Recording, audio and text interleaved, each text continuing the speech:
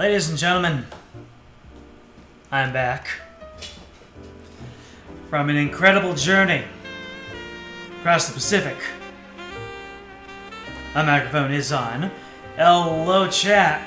James, Matthew, woot right back to you.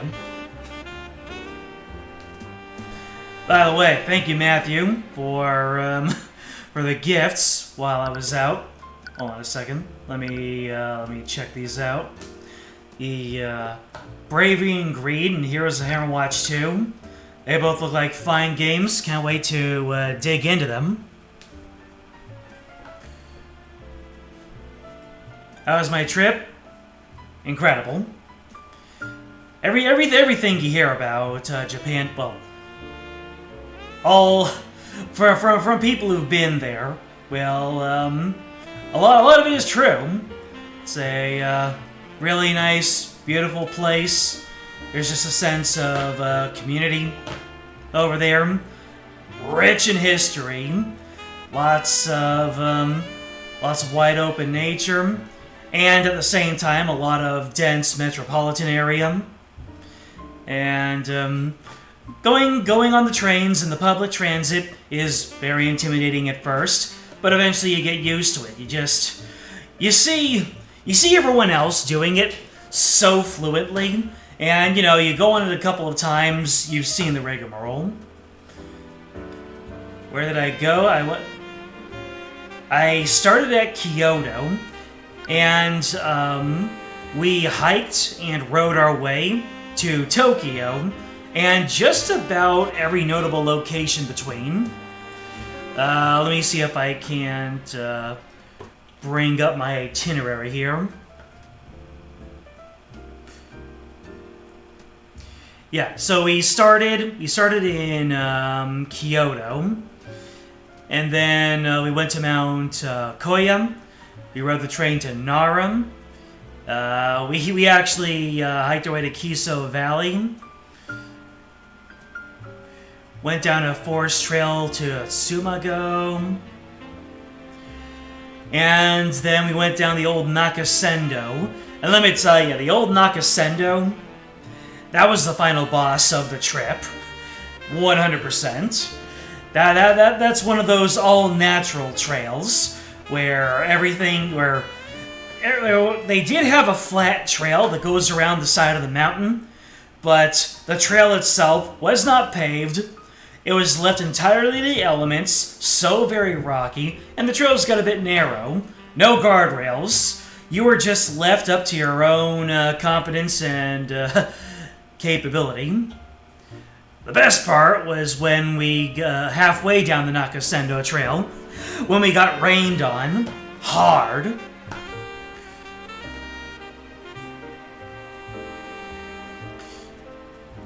I did see the deer in Nara. In fact, I took pictures of a couple of them. There is a bunch of funny pictures because the deer are just about as cooperative as you can imagine. They take one look at you. They see that you don't have food for them, and they just go somewhere else. But at the same time, they're nice. They're cordial.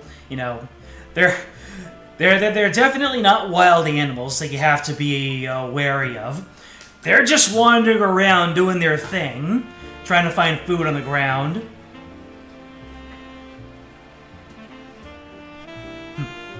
The deer bowed for you every single time. Yeah. I'm sure that if I went up there and I gave them food, that they would have done the whole rigmarole.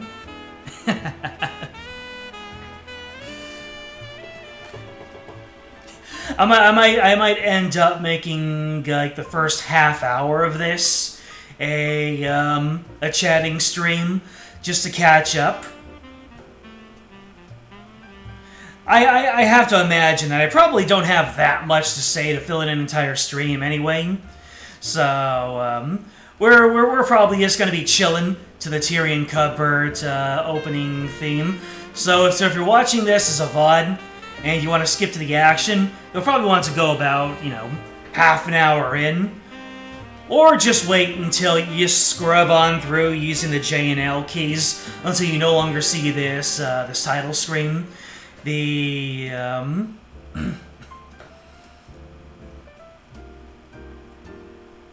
You only voted Tyrion because it was a tie. Hey, it was, It actually wasn't a tie. We have the chatting stream was actually ahead by one.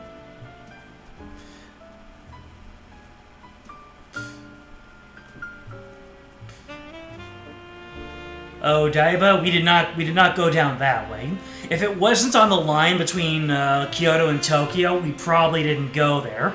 One place I did go to was Akihabara. If you were on the Discord, link in the description, then you would have seen pictures from that. Did I go to Super Potato? I'm afraid that I didn't do much food stuff in Akihabara. We only had about 3 hours in there, and there was so much stuff to do in the span of a single, in a span of a single block. Super Potato is a famous video game store. No, really.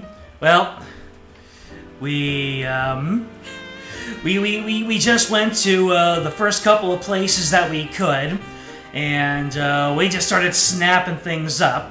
And I am all surrounded. I mean, you can't see it, but I'm surrounded by stuff that I want to lift up and show you. So we just have. So, the first place, when I didn't even know if I'd be able to go to Akihabara, we went to a couple of pop-up stores in Kyoto, and then one thing that I got, Genshin pins. Let me go ahead and put up my... So, yeah, got these 3 Genshin pins, and let me tell you, if there is one Shinyan fan out there, then it is me. And if there are 0 Shinyan fans out there, that means I missed the roll call. And, in someone's honor, I picked up a Rosaria as well.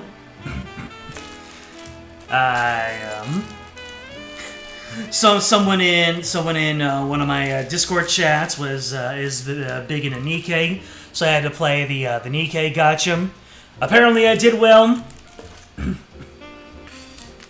And I'm just starting out small. There are figures coming up later. I visited a Square Enix pop-up and played myself a pin gacha. Got myself this incredible cryo pin. He's a good one. I also picked up a pack of Japanese Magic Final Fantasy cards. I don't know. As the old adage goes, should I open it or should I keep it sealed?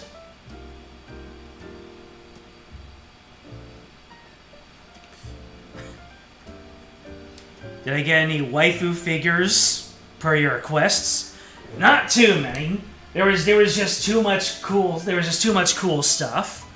That All right. So. It's basically compulsory. If there are 2 things that were all over the place in Japan, it's Pokemon and One Piece. Those 2 are freaking everywhere. Demon Slayer is like in a distant third, and Jujutsu Kaisen also. But by far the kings of the culture. So first of all, got myself this Egghead Nico Robin, because best straw hat. It's about 1,800 yen, which is about, I don't know, about $15. And the second one, at least one of you will get a hoot out of this.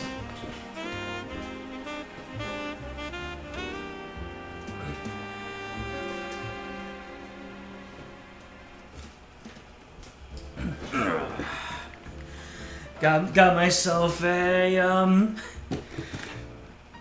wait, 1,600. I think this is probably my my compulsory waifu figurine, Francis Drake, my favorite my favorite Fate servant in her Fate Encore appearance. Obviously, haven't opened it up yet. I have been doing a lot of I've been doing a lot of unpacking and trying to trying to balance out my checkbook after this. But yep. So if you ask me if I got any of that hard-boiled waifu stuff, well, this is not hard-boiled. Let me tell you. There are plenty of 18+ pop-ups in Akihabara, but I was not allowed to go there.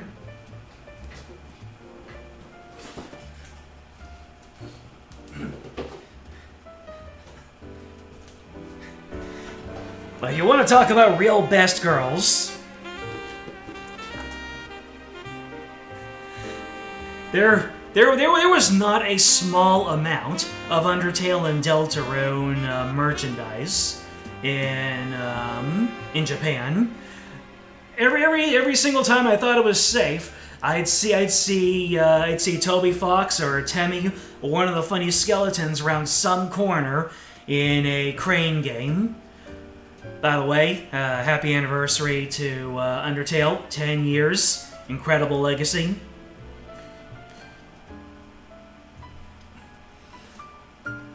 You want to get the RR18 figures so you can get them confiscated at customs. Oh, you can imagine.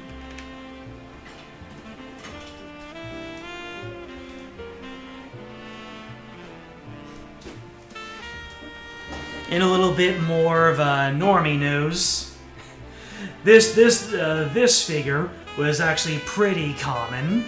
A Tears of the Kingdom Link,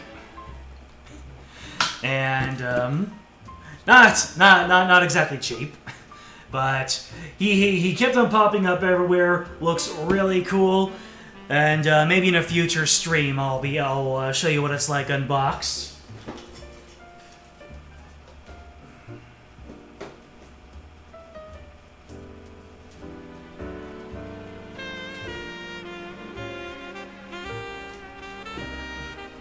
I'm still here, just sorting through all this stuff. And speaking of things that were freaking everywhere, this Rockman figure was all over the place. I got him for about 1,000 yen, which is basically $7 in today's exchange rate. And this guy, you could trip over this. This is, Capcom's occasional, every once in a blue moon, acknowledgement that Mega Man exists. But then, this is my big splurge of the trip. A base.exe figure. And this isn't simply a very tall figure. As you can see, this is one of those modular figures where you can his poncho is separate from it. He has different expressions. He has a weapon. You can pose him. I cannot wait to put this man together. And wasn't cheap either. But I just figured that if I was going to be at Akihabara, I was going to go big and then go home.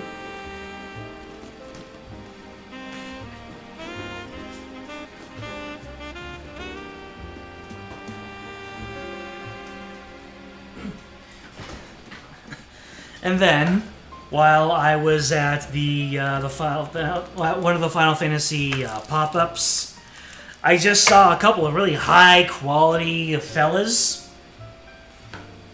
And so I just couldn't decide whether I wanted one or the other. So I decided, you know what? You're in Akihabara. You're already eating ramen until 2026. Go big and go home. We've got Alpha and we've got Harlan. But if you look really closely, this isn't some kind of plastic figure or just felt draped over. This is some high-quality plush right here. Both of these dudes. Kupo. So these two are gonna make some good centerpieces.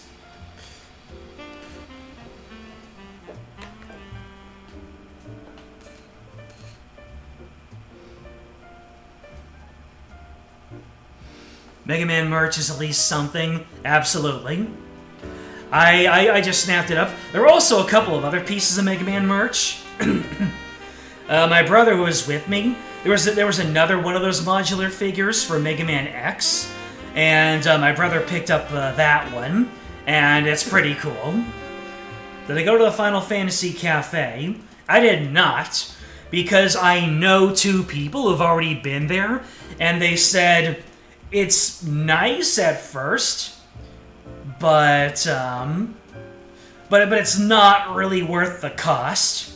That's what I'm told. They say that the food is nothing special, and the merchandise is really nice. And I might have been tempted to go, if not for my old Final Fantasy XIV guild leader picking up a job stone for the Gunbreaker.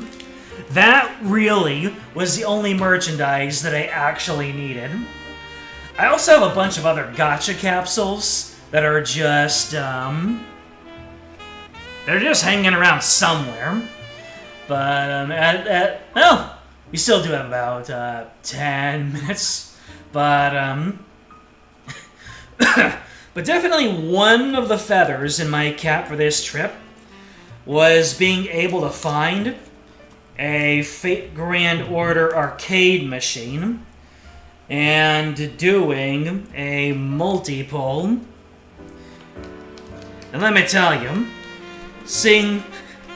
it was just so surreal to see my beloved PNGs take the form of real physical cards that I can hold and admire at any time. So, I mean, in order to play Fate Grand Order Arcade, you need one of these Konami cards, which is whatever. So, pardon me.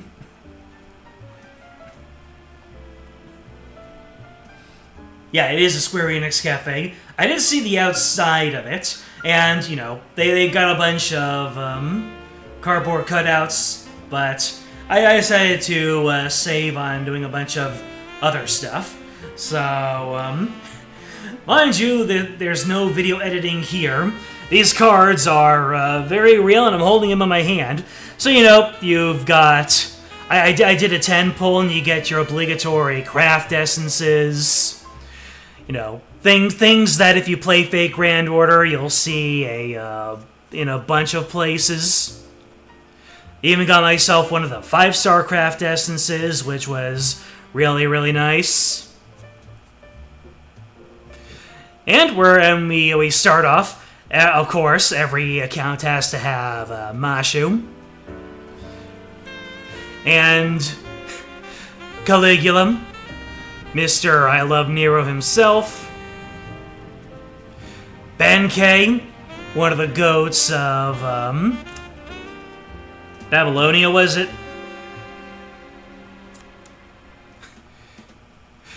Blackbeard, Edward Teach. I'm so glad that he was one of my pulls. In fact, my brother was excitedly watching me do these pulls, and then once I pulled him, he did a double take, looking at the arcade cabinet, and he said, "Hey, it's the guy from the cabinet," which really makes me wonder why they give him so much screen time. But it's no skin off my back. It's really great. We got Caesar. And it just wouldn't be a new Fate Grand Order account if you didn't get Mr. Sumanai himself. And by the way, his name is Siegfried. Although there actually is a character in Fate Grand Order literally called Sieg, so I can't have him say, "Hey, baby." Not quite there yet. Marie Antoinette, and Atalanta. She definitely one of the more popular characters that I managed to pull. I pulled on the special cavalry banner in hopes of getting Francis Drake. Unfortunately, that did not quite pan out for me. And by accident, I got a whole bunch of card sleeves. So you'll bet that once I'm able to sit down and get to it, I'll be slotting all of these gentlemen in. Ladies and gentlemen in. But yeah, as someone who played Fake Grand Order for a solid 6 years before falling off from it, being able to play Arcade was absolutely a highlight of the trip. And everything else is stuck inside gacha capsules and other stuff. So let me see what I can. Well, it's hard to really tell what I've got here. Is this the Monster Hunter capsule that I got? So, you know, you look at the gacha capsules and maybe you've never seen one up close. They really do look like this. I kind of wish that I had opened up more of them and left the capsules in the dedicated receptacles, but it is what it is. Let me see here. It's hard to tell whether or not you have a whole bunch of the tape still on these.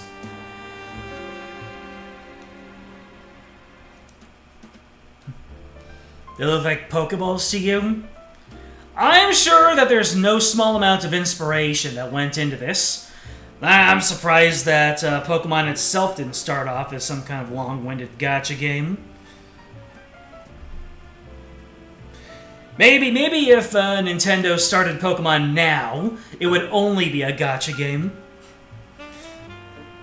Trying to open this one capsule up. Just trying to pry it open. There we go. Oh no, this is the Moth gacha. Yeah. In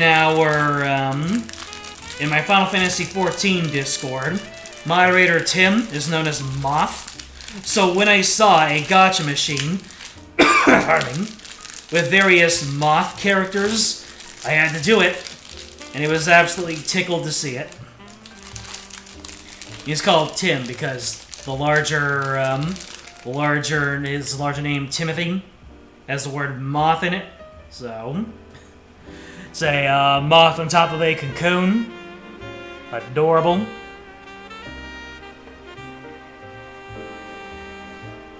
It was actually doesn't balance quite as well. Oh well. Did I try Japanese curry? I did try curry a couple of times during some of the tour-sponsored meals. I just don't know if I tried Japanese curry. If there is any distinction, then you can let me know. Other than that,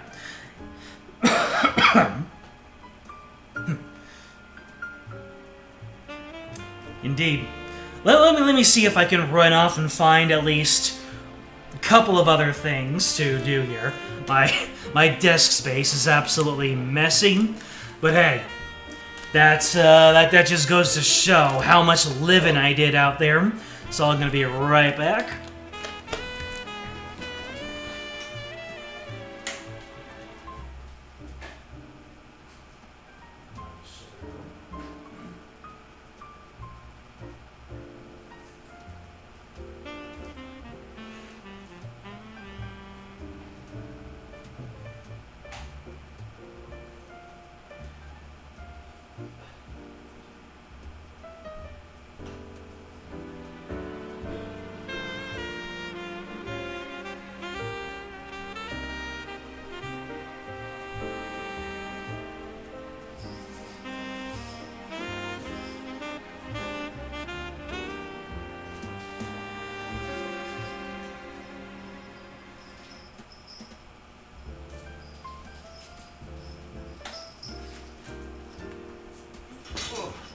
Ah, didn't have light.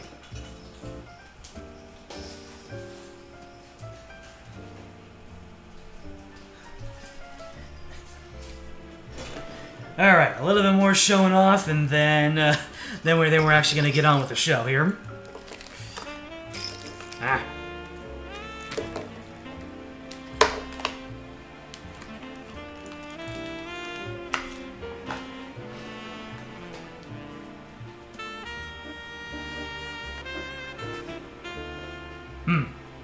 Oh, so Japanese curry seems like it's mostly local restaurants. I see. Anywho, we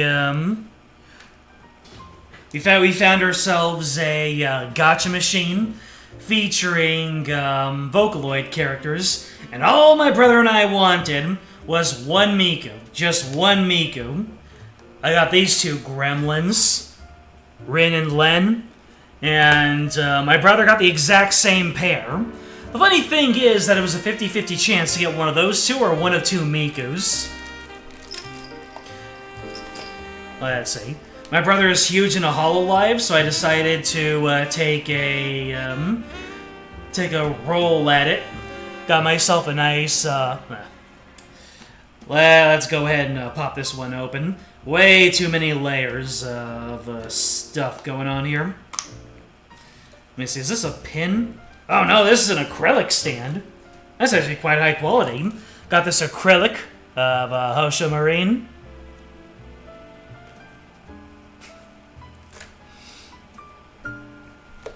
Let me see.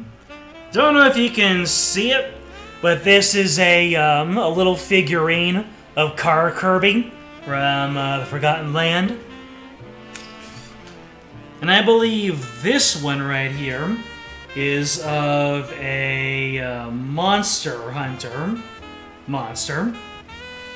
So let me go ahead and how does this open?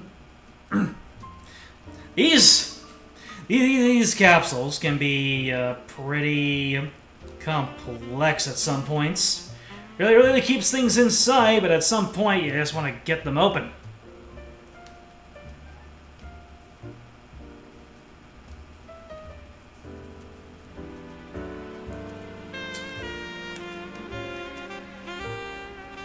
Just want to see which monster this is, because I've got quite a few Monster Hunter fans on this. So I just push in. Oh, I just push in. That's another thing about being in Japan. All of the packaging in Japan has made to be convenient to open, very secure. But once you get a once you understand, like, the intentional chink in the armor, although it seems like I am not quite as capable of making this work.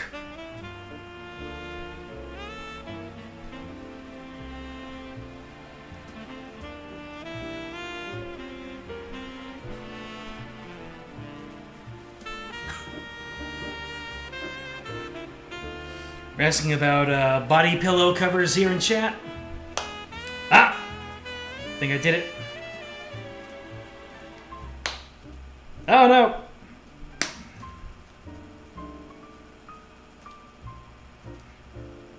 Now, why isn't number 2 popping? There we go. Alright, who do we end up with? Oh! This guy is in pieces. Interesting. Looking like an amphibious fella. I don't know. Any Monster Hunter stands able to pick out who this gentleman is based entirely on the head? That's another thing about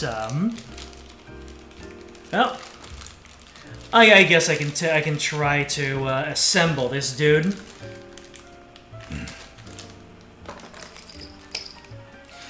Where are my scissors?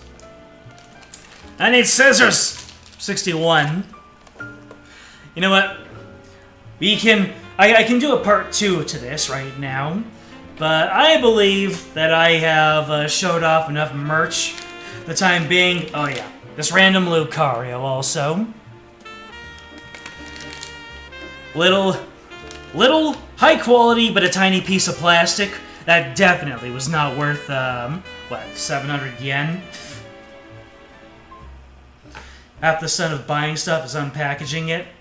Well, maybe in the next stream we can dedicate the first half hour to doing a little bit of unboxing. But for the time being, and if you just scrubbed through from the beginning of the stream to now, welcome. We're actually going to get going with the game proper.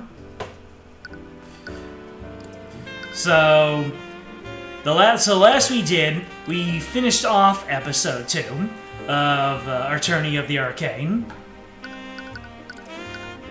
So first it was the Cold-Hearted Aristocrat, then it was the Walking Dead. Now we're going to look into the origin of Horus, which is quite fascinating. If we're going into the origin of Horus, and it's only case 3, what are they leaving for the final 2 cases? I know that we're in for quite a ride, but let's get into it. After half an hour of showing you merchandise, time to actually get into what this stream was talking about. Maybe I should retitle this stream.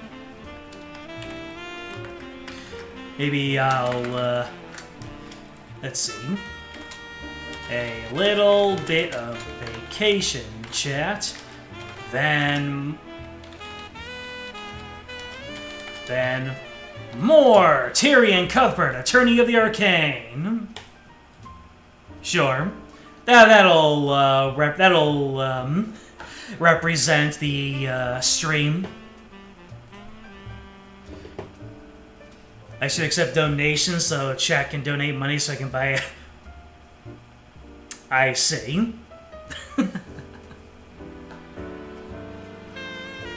Funny thing is, I still don't know if you're serious that Ren continues to being... If Ren continues being a character, or if you're just gaslighting me about that. Don't tell me! I like to be surprised. In any case, let's just get into it. And for everyone who has been waiting for more gameplay, here we go. Case number 3, the origin of Horus.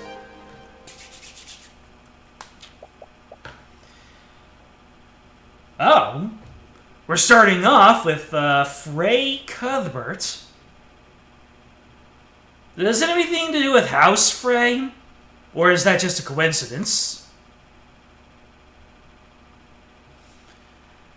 I'm sorry, Tyrion. There were so many things that I wanted to tell you.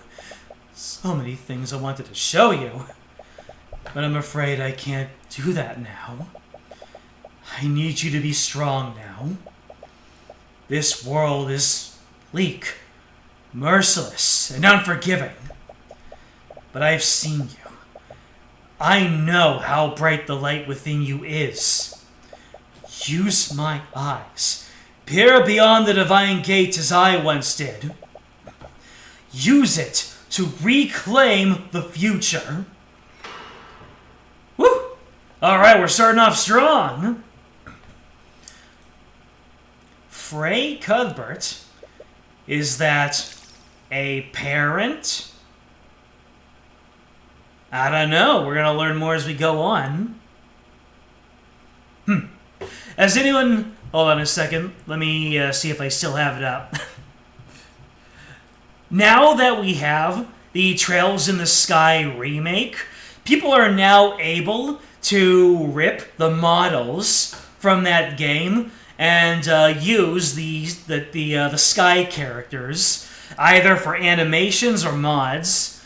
So I found this. Pardon me. Someone was able to edit Estelle into Sonic Racing Crossworlds on top of Miku. Yeah, obviously because they both have the twin tails. And it fits!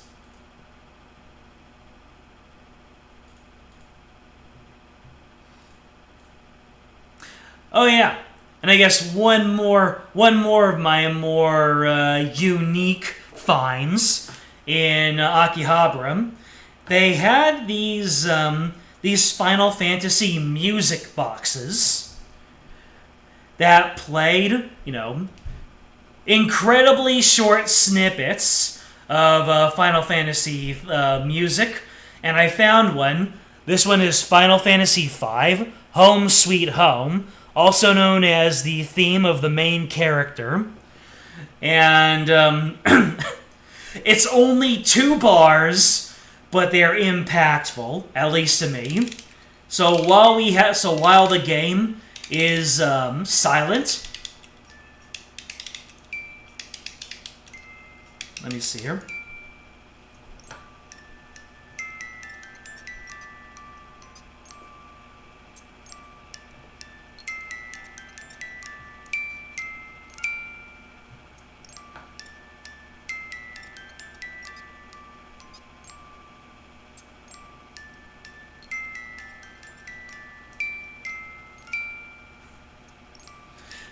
It isn't very much of the song, but it is the essential. What you're hearing right now is the basic leitmotif of it. And really the rest of the song is just you waiting for this portion of it to come back anyway.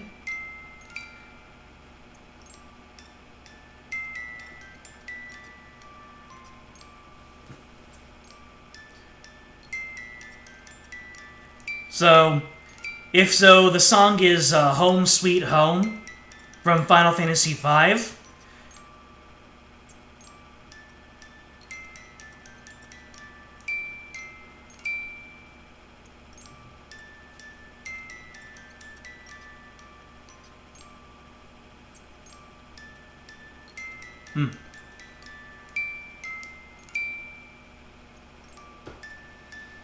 And yeah, I cranked this, buddy.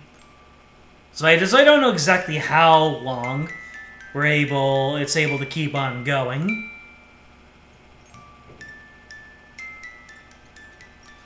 But music boxes are beautiful.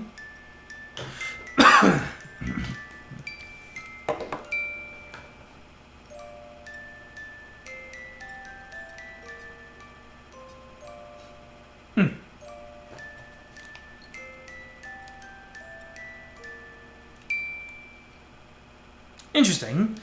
The sound almost sounded a little bit more robust when I put it onto the table. So maybe that's how you're supposed to do it. Oh, Matthew, happy first anniversary.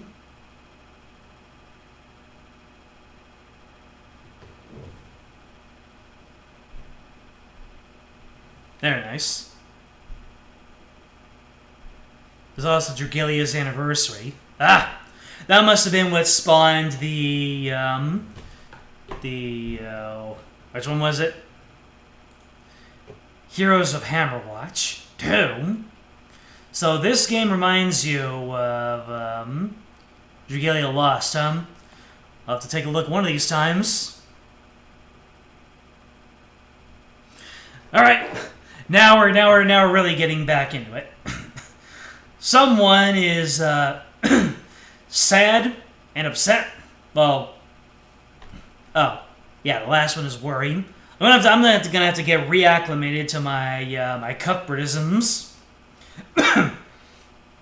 Preposterous. Completely and utterly preposterous. Is something wrong, Lord Von Sanctus? You filthy rat! You cheated, didn't you? That's right! You're just a cheat! A cheat and a charlatan! His occupation is nobleman, which isn't exactly all that surprising. Lloyd Von Sanctus. Do you have any evidence to prove that ridiculous claim? I mastered chess before you could crawl out of whatever rat hole you came from! Do you honestly expect anyone to believe that you could defeat me? Honestly, I'm just as disappointed as you are. I was expecting more of a challenge from House von Sanctus. But I suppose all the gold in the world can't buy you a modicum of skill. You little upstart! I'll... Him! Von Sanctus's acquaintance clears his throat and gestures subtly to the crowd of spectators. Everyone's attention is on him, and you can see the crowd muttering amongst themselves. His undignified behavior probably isn't doing any favors for his public image. Realizing himself, he tries to regain his composure. That's preposterous. He walks away, muttering the word preposterous under his breath a few more times. It sounds like he's trying to reassert himself more than anyone else. So, that was something. Yeah, I knew that he'd get angry, but I didn't expect him to make a scene like that. Well, you did insult him. Not to say that he didn't deserve it. Come on. I love seeing those conceited nobles lose their minds when I beat them. It's half of the fun of playing those tournaments. Wow. Where's this confidence when we're in the courthouse? Court cases are different. Have to deal with real-world elements during a trial, and that includes Prosecutor Steelwind. Prosecutor Steelwind, huh? I wonder if she plays chess. Now, there's a thought. You wonder if she'd be willing to play against you sometime. She can't be any worse than those pampered nobles. Anyways, we should celebrate somewhere in town. Even if she was a pushover, you just beat one of the top-ranked chess players in the kingdom. To be honest, you had your reservations about returning to the city of Arnax. If you weren't facing one of the four pillars, you would have never come back here. You'd rather leave this city as soon as possible. I saw a cafe while we were walking around. The food smelled great. I'd really like to go there. You could always go to one of those cafes in the capital. There are plenty of places to choose from there. Trust me, I've traveled around the world. There's nothing better than food from a thriving port city. Alright, I suppose there's no harm in staying a little longer. She does have a point. The city streets seem livelier than when you last saw them. You see a lot of businesses that weren't there before. They all seem to be very well off. Despite being a port city, Ardax used to look like a ghost town. Has the local nobility been investing in the city? You find that possibility very hard to believe. You arrive at the cafe that Celeste told you about. As you enter, you're struck by a powerful aroma of freshly baked pastries and coffee. The scent of the baked goods swirls around you. You take a moment to inhale the enticing smells. You have to admit that it's making you very hungry. So, you seek to enter the domain of the Deathbringer Songstress. Well, if glory is what you seek, then look no further. For you stand before Mosorica Tudor, Dark Lord of Oranax. Mosorica Tudor. Chat analysis. It's an Ace Attorney name. What have we got? I like her sorting hat. As you enter further into the cafe, you're approached by a familiar face. Familiar? I guess familiar for, Tyrion. Oh, what was her occupation? A merchant? I see. Oh, really?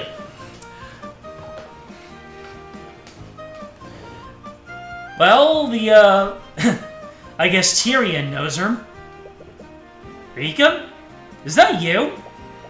Huh. It appears that my reputation precedes me. How good of you to... Wait. You're... Tyrion? You're back! Well, without her arm in front of that very specific position, we can see that, chat, you're gonna be happy to see her as well. Hi. You. Why didn't you tell anyone that you were back in town? And as we saw from her emotions, she was very happy to see Tyrion back. So, we're just gonna have to see what exactly, her deal is. Do you have any idea how worried we've all been? Do you two know each other? Right. Celeste, this is, Mosarika Tudor. I was friends with her when I lived here many years ago. Wait, you used to live here? Yeah. Arnex is actually the town I grew up in. What? But you were in such a hurry to leave before. You made her sad, Tyrion. You came here to eat, right? If you're still hungry, I can bring you some of our best dishes. On the house. No, I couldn't possibly... Come on, don't be like that. It's been years since I've seen you. And you know how good my food is. Okay, but only for a little while. Rika sets a table for you three and calls over a waiter. Y'all place your orders. Now, tell me everything. I want to know all about what you've been doing since you've left. Well, so, are you going to introduce us? Right. This is Celeste McCoy. She's my bodyguard. Bodyguard? And Celeste, this is... Ha! As if I need such introductions. I am Mosarika Tudor, Dark Lord of Ornax, High Archmagi of the Cadmium Flames, and the proud proprietor of this cafe. Oh, okay. I was friends with her when I used to live here. Again. She's a little eccentric, but she's a good person at heart. Hey! She's also a common folk mage, like you. Ah, so you come from the same humble beginnings that I do. Which spells have you mastered? I haven't really mastered any of them. I know about 7 spells, though. 7? That's almost 4 times the amount that I know. She's learned even more spells? She's been picking them up rather quickly. I've been usurped. Gotta love when you end a conversation with someone in an Ace Attorney game. I'm gonna call this an Ace Attorney game. It's... What would you call an Ace Attorney? What would you call a game that is inspired by Ace Attorney? What would you call the genre of Ace Attorney like? When you end a conversation with someone and they maintain the last non-neutral animation, last non-neutral pose that they had. I guess I'll talk about myself. Well, look at you, Mr. Big Shot. You're wearing a suit now, and you even have a bodyguard. Did you get an office job in the big city? Something like that. I'm actually a defense attorney now. A defense attorney? I see. Is that why you left town with that scary lady? Scary lady? Are you talking about Ruby? Ms. Tamura adopted me when my mother passed several years ago. After that, she began training me to become an attorney, like her. Wait, you've been studying to be an attorney since you were a kid? Well, I guess that explains why you're so young for a lawyer. Said the 19-year-old mercenary. Yeah, I guess you got me there. Legal sim visual novel. Okay. That works. Rolls off the tongue, I dare say. Are you the owner of this cafe, Rika? We always spoke about opening when we were kids. Yep. It's all thanks to the Dracogen Trading Company. The company's owner invested in my business idea after trying my food. Because of him, I was able to open up here, just like I've always dreamed. Dracogen Trading Company? I don't think I've heard of them. They're pretty small right now, and they're only operating in Oranax. But I hear that they're planning to expand their operations throughout Wyverngard. But I would have thought that Lord Von Sanctus would have weeded out any competition. After all, he owns one of the largest businesses in the kingdom. Lord Von Sanctus. Isn't he that pompous noble I beat in the chess tournament this morning? Wait, that was you? I didn't even know he was a businessman.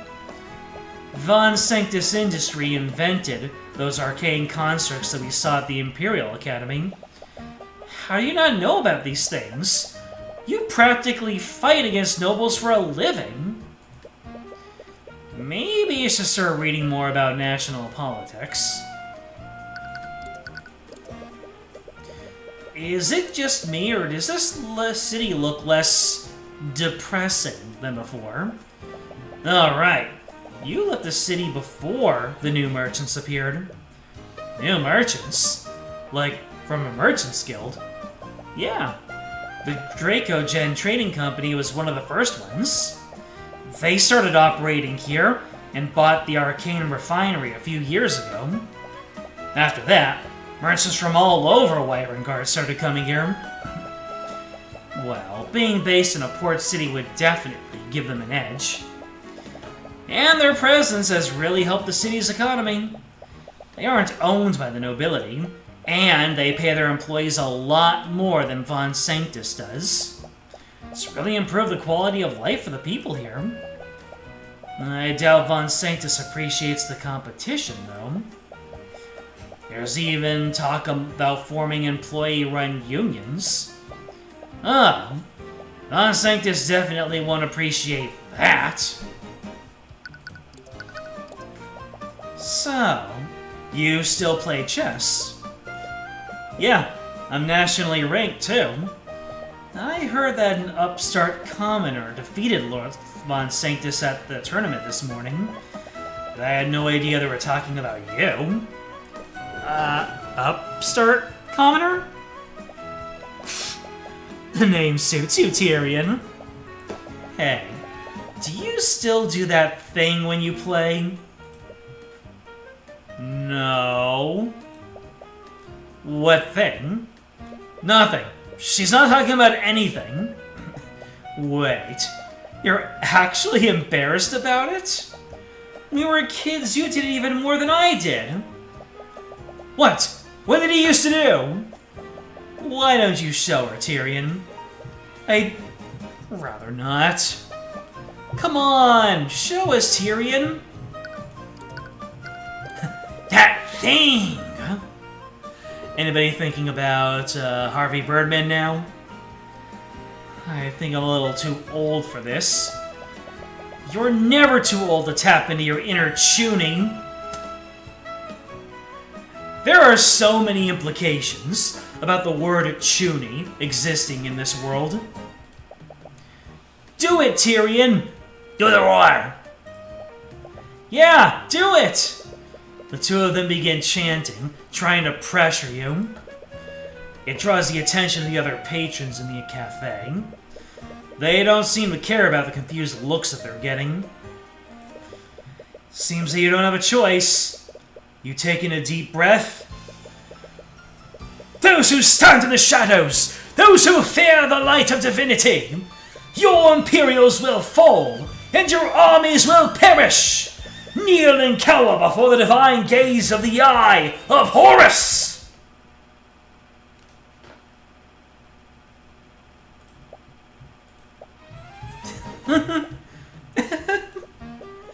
They're trying the hardest to contain their laughter. But, well, that's why I don't do it anymore. No, that was great. It was really cool, Tyrion. Her poorly contained laughs are coming out between each word. Why are you laughing? You were just doing it a moment ago. Yeah, but she owns it. Duh. Used to say something else before, too. I won't let anyone stand in my way, even if they're a man, king, or god?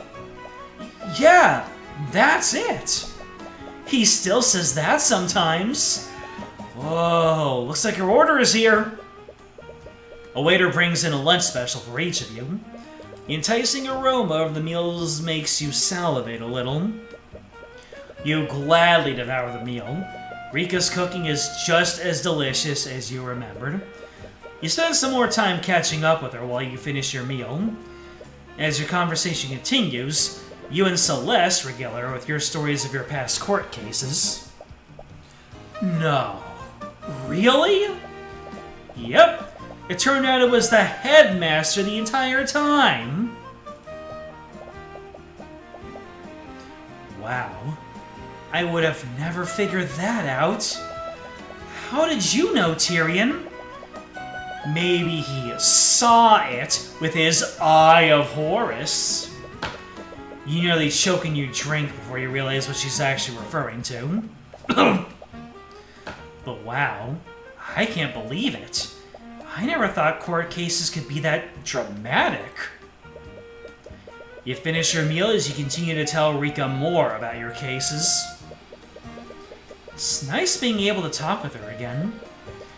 You tried so hard to leave everything behind after what happened, but you're happy that she seems to be doing well. Well, it's been nice catching up with you, Rika. But I think it's time for us to get going. What? We just got here. You're making her sad again. But one of her two big emotion indicators just lit up. It's okay. I'm sure you're pretty busy nowadays. I won't keep you any longer. But be sure to write, okay? Don't just go and disappear like last time. Yeah. I'll stay in touch. You'd better.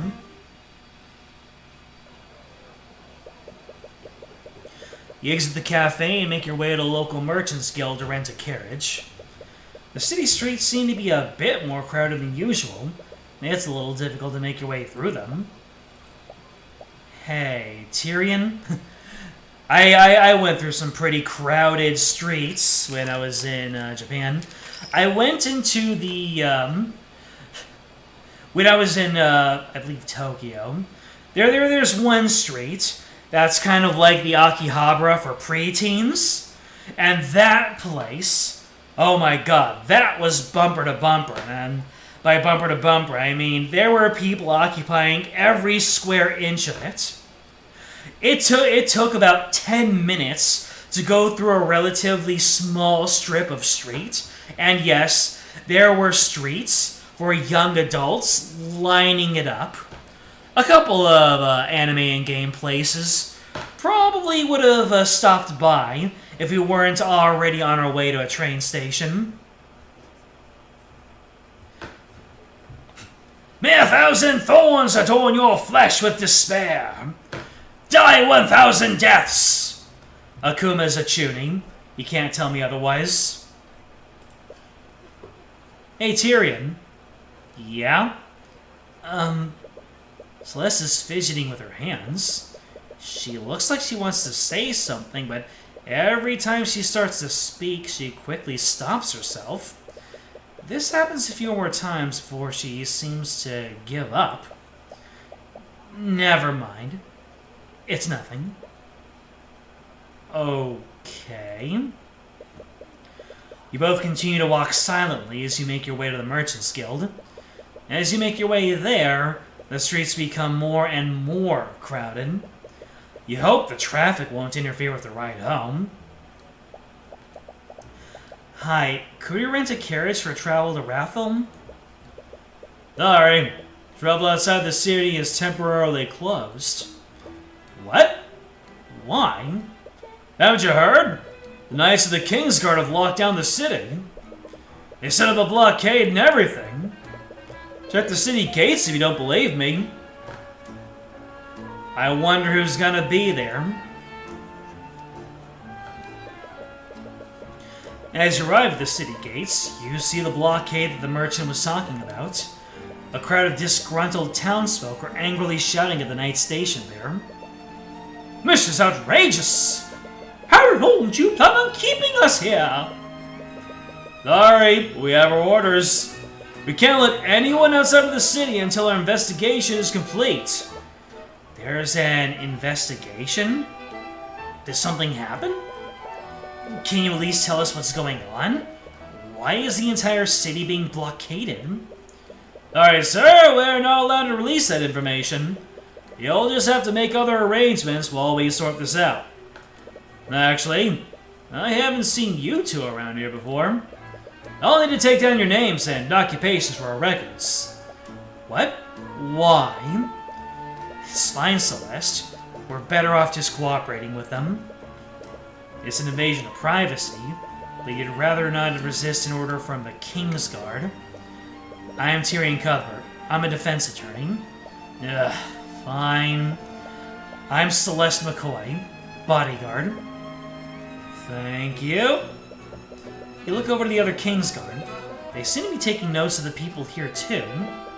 They must be making a list of everyone inside the city. But for what reason? A blockade has been created around the city of Arnax. The blockade is preventing anyone from leaving or entering the city. The Kingsguard have taken careful note of everyone that is currently contained within the blockade. Added to my notes. I have an important engagement tomorrow. What am I supposed to do now? This can't possibly be legal. The townsfolk continue shouting at the knights, but it's clear they won't be budging anytime soon. What do we do now? You notice that it's starting to get late. We don't know how long the city will be blockaded. We should find a place to stay overnight, just in case. You walk into a nearby tavern and see it absolutely crowded with patrons. Looks like everyone else had the same idea. Hey, welcome to the Agewind Tavern. What can I do for you? Can we get 2 rooms for the night? Sorry, can't even spare 1 room. We're completely full of the blockade and all. Wait, let me take care of this. Celeste takes out a large pouch of gold and plops it on the innkeeper's desk. Oh, would you look at that?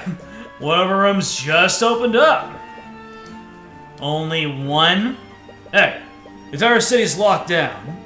Even with your gold, that is the best I can do for you. What? Embarrassed to share a room with me, Tyrion? No, it's just... You realize that she's just teasing you like she usually does. Let's not give it any mind. Well, it's better than nothing. So, how should we... Oh, I was just kidding before. You can have the bed. I'll just sleep on the floor. What? I can't just let you... Please. We may both be commoners, but you live a cushy life in the city. I'm a mercenary. I've lived on the road for years. I sleep like this all the time. She's got you there. Oh, argument lost. Back it up, Tyrion.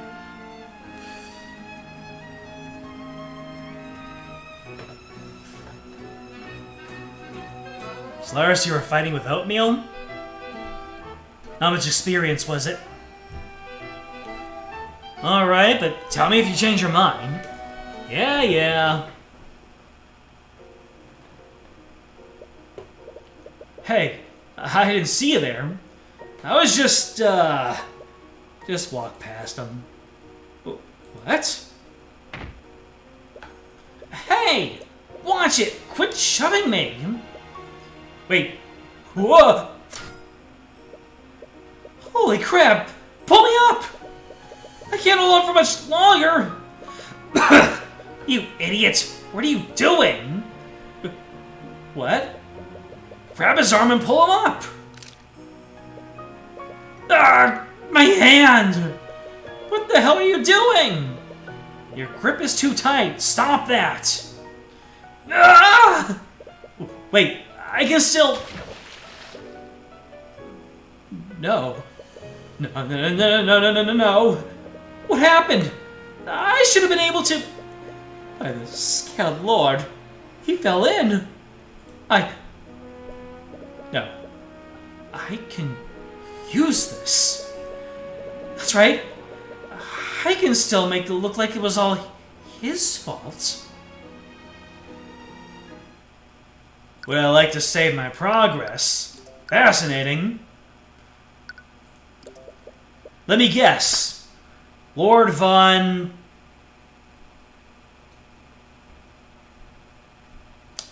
I forgot his name. The pompous lord that I beat at chess. Is he gonna try to frame me for that? You got 10 experience? Great.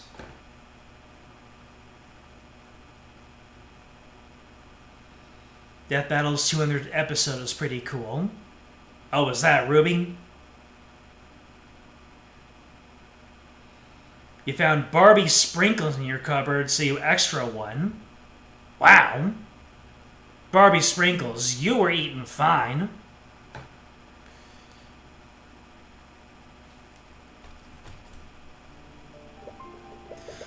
So it sounded like someone bumped into a refinery worker, accidentally sent them over the edge of, I don't know, some kind of turbine, and then caused them to fall into the turbine, and now whoever it is going to pin it on someone else. My money is on the noble from the beginning, trying to pin it on Cuthbert, but we'll see.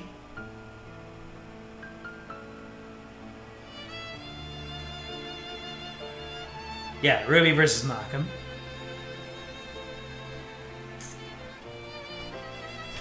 Well, welcome to the chat, my dear Katone. The first half hour of this stream is me talking about my trip and showing off a bunch of figures that I picked up. So you can react to that in real time while we make our way through this investigation. But right now Tyrion is having a nightmare. Tyrion, I'm so sorry. I can't believe they made you watch. Are you okay? Right. Of course not. Are you going to keep fighting them? Ah, so this is Tyrion, age 10. So, was this after the mother died? And if the mother died, who made him watch, and what did they do? Your voice is quiet. Your question barely comes out as a whisper. And this is Ruby, age 36. What? Are you going to keep fighting the nobility? I I don't know if I can anymore.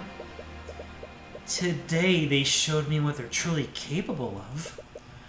I was naive. I thought that the truth would prevail, but I'm only one person. I can't do this alone anymore. So you're just going to give up? You're the only one who will fight against them. If you're just going to give up, then was my mother's death truly pointless? I'm sorry. Teach me how to be like you. What? You said that you can't do this alone anymore, right?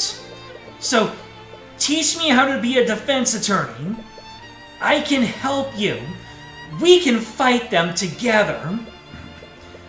Tyrion, you're just a child. I can't just...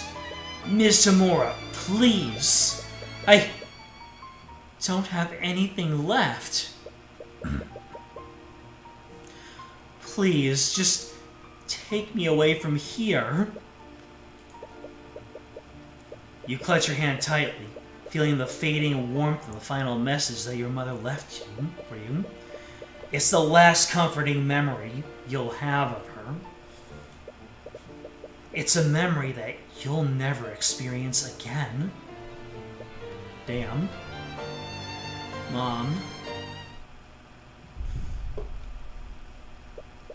You're startled awake. After some confusion, you realize that it was all a dream. Is Tyrion basically Trucy, but she became the defense attorney? You didn't have any trouble falling asleep, but your slumber was less than restful. It's been a while since you've remembered that day. That's all the more reason to leave this city as soon as possible. Celeste, are you up? Huh? Oh, new Celeste portrait unlocked.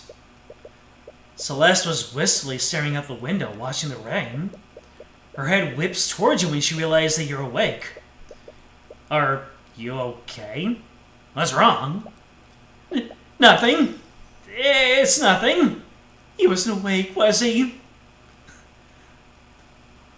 That's an interesting mix of emotions. Happy and happy and worried. Or concerned. Happy and concerned. She doesn't seem keen on sharing. It'd be best not to pry. Anyways, do you know if the city is still under lockdown? I haven't checked yet. I was waiting for you to wake up. Sorta, yeah? Alright then. So instead of being an attorney's assistant, you became an attorney's assistant and then an attorney. You go outside and check the city gates. The blockade still hasn't disappeared. In fact, it looks like it's been fortified with even more knights. Looks like we can't leave yet. They've even doubled down on the guards. What's going on here? Tyrion! You spot Rika in the distance as she calls out to you. But as soon as she sees you, she breaks out in a full sprint towards you. She hit the shift key. My sprint is shift. I was trained on Half-Life. She looks exhausted. Has she been looking for you in the rain? Tyrion, it's terrible. There was an accident at the Arcane refinery last night. One of my friends who worked there, he fell into a vat of chemicals. He's dead. Oh, Rika. I'm so sorry. If there's anything I can do, Lord Von Sanctus is blaming the Dracogen Trading Company. He's trying to charge the owner with criminal negligence. Huh. As the lord of this region, Von Sanctus would have a lot of leverage in a legal battle like this. He must be using this accident as an opportunity to oust Dracogen from his territory. Tyrion, you're a lawyer, aren't you? Can you help them? I don't think I can. But What? But... Rika, I specialize in homicide cases, and most of my clients are mages who've been charged with murder. I've never even tried a case like this before. There isn't any magic involved, and there's no killer. Don't worry, I'm sure that the Dracogen Trading Company knows plenty of qualified attorneys who can help. I'm not so sure about that. Think about it. A lord from one of the Four Pillar families is pressing those charges. Do you honestly think anyone else will try to fight them on this? She has a point. There aren't many attorneys who will go against the nobility under any circumstances. The only ones who will do that are you and Ms. Tamora. Alright. I'll see what I can do. Really? But please don't get your hopes up. I have very little information to work with right now. And to be perfectly honest, I'm really out of my element. That's okay. I'm sure that Mr. Dracogen will take any help he can get. Mr. Dracogen? He's the owner of the Dracogen Trading Company. Is it Dracogen? Is it Dracogen?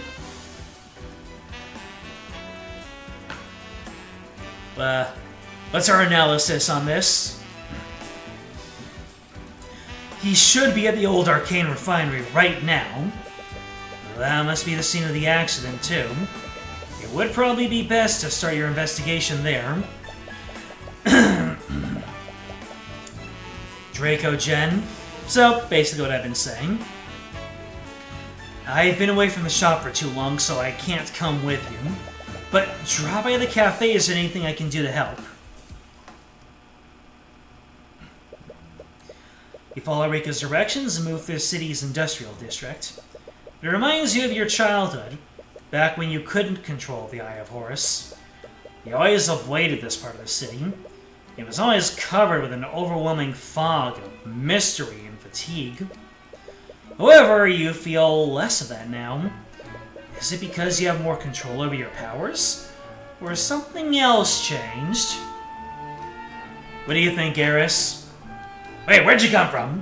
Where'd you go?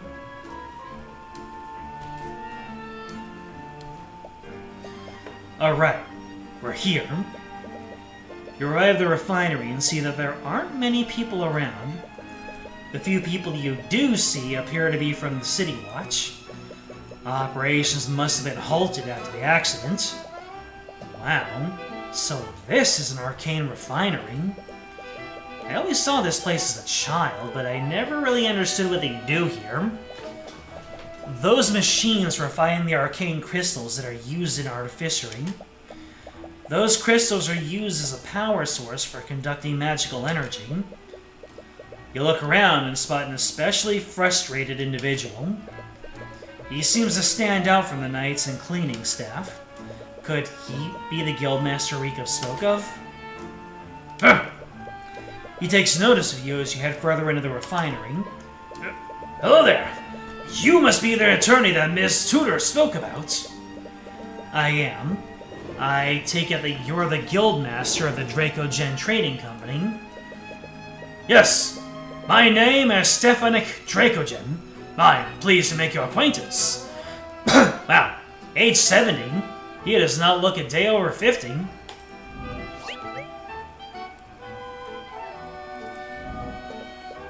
I really appreciate you lending your aid in this matter. I already told Rika this, but I've never tried a civil case before. I would need to learn more about what happened before I can decide whether or not I can represent you. I am honestly not sure how much help I can be. Well, there isn't a single attorney in Ornax that will represent me, so I'll accept whatever help I can get. Celeste was right. All the attorneys are too afraid to stand against Lord Von Sanctus. Where should we start, though? This case is probably different from the homicides that we're used to. Homicide or not, the case revolves around a wrongful death. If I did represent Dracogen, I would need to prove that he wasn't at fault for the accident. To do that, we should start by finding out exactly how and why the accident occurred. We should also question the witnesses who saw the victim when it happened. And it wouldn't hurt to take a look at the scene of the accident either. The Guildmaster would have a lot of knowledge about the refinery's operations. Questioning him might also give some insight into what happened. Well, gee, it's not like I was gonna start rubbing my face against every single wall anyway. To start, could you tell us exactly what happened? Well, it all began during the work rush yesterday evening. One of my employees fell from the work walkway into a vat of magical chemicals. Those chemicals contain extremely volatile and destructive evocation magic. Because of that, he unfortunately died before we could have pulled him out. I see. But that all just sounds like an unfortunate accident. Why is Lord Monsanctus blaming you for what happened? There are guardrails in the walkways to prevent people from falling. Supposedly, those guardrails broke apart when that employee tried to lean against it. According to Von Sanctus, the accident was a direct result of my negligence to maintain the refinery. Oh, he's hanging. The accident was a result of my negligence to maintain the refinery. There you go. But my employees have taken great care to inspect and maintain the facilities. I have no idea how this happened. Is he telling the truth? This could all just be lip service. The only way to know for sure is to inspect the walkway yourself. Earlier, you said that the victim was an employee of yours. Could you tell us more about them? Yes, I hired him a few months ago. It's a shame what happened to him. He was a young man named Justin Way.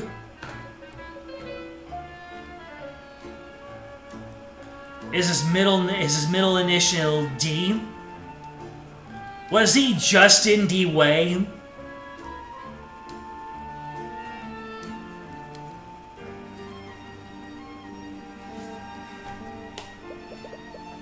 Was he a good employee? He was a hard worker, but he was a bit rough around the edges when he first started. Before working for me, I heard he'd always spent his time with the local delinquents. Miss Tudor practically begged me to hire him. She told me that she wanted to turn his life around. That does sound like something Reek would do.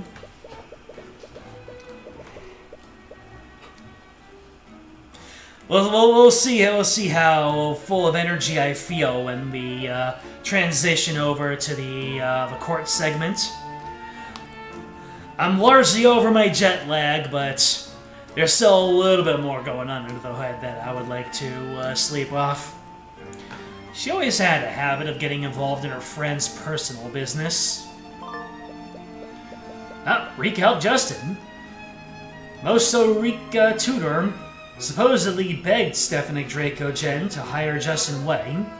She wanted Justin to turn his life around.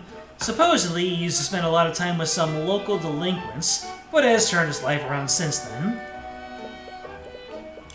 When you live a life like Justin's, it helps when you have something to give you some structure and direction. So I decided to give the boy a chance by hiring him. He was clearly a hard worker. He did well to earn his keep. He always followed the rules too, so I have no idea why he was up on that walkway. Wait, he wasn't supposed to be on that walkway? You mentioned that Justin wasn't supposed to be on the walkway. What did you mean by that? Explain. Well, Justin worked in an entirely different department. He was part of a team that managed packaging and freight. He had no business being inside the refinery building, much less the upper walkway. That's strange, to say the least. Was he type of the person to wander around places that he's not supposed to? No. Like I said before, he's always followed my rules. It all just makes this whole situation that much more confusing. Justin's job. Justin Way was a star employee. He was always known to follow all of Stefanik Dracogen's rules and regulations. He worked in an entirely different department and was supposed to be anywhere near the refinery walkway. Dracogen has no idea why he was in the refinery before the accident. Fascinating. We've got some mysteries. Was there anyone around when the accident occurred? Did anyone see Justin fall? There were many employees here at the time, but there were only a handful of witnesses who actually saw Justin fall from the walkway. Who were these witnesses? If I remember correctly, Ms. Tudor was the one who saw him fall. Wait, Rika was there when it happened? Yes, she witnessed the accident alongside the harbor master.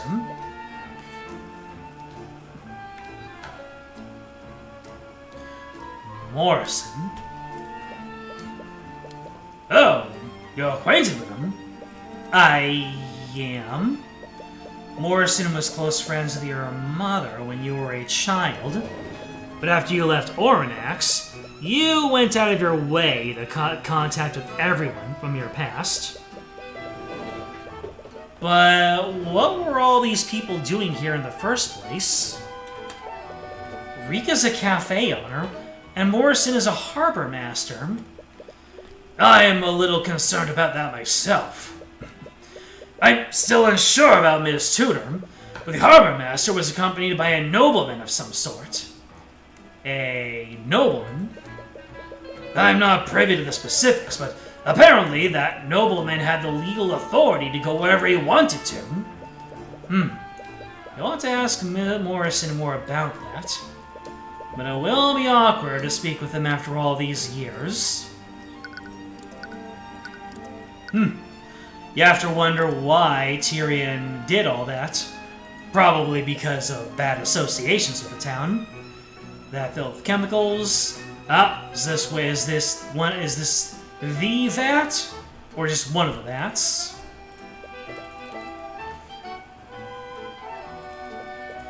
Metal stairs lead up the walkway above. You can get a better look at the walkway by moving there. It's a power box. Arcanum. Look at this. There are traces of transmutation magic on these parts of the vat. I'm honestly not quite sure how these vats even work. Perhaps transmutation magic is used in the refinement process somehow. And there are traces of transmutation magic on this power box. It is an artificery device, so that's not too out of the ordinary.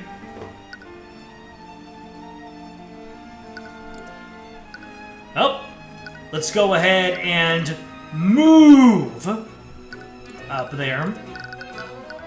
A walkway. Woo! Brutal. Tyrion, do you need me to scan for magical traces?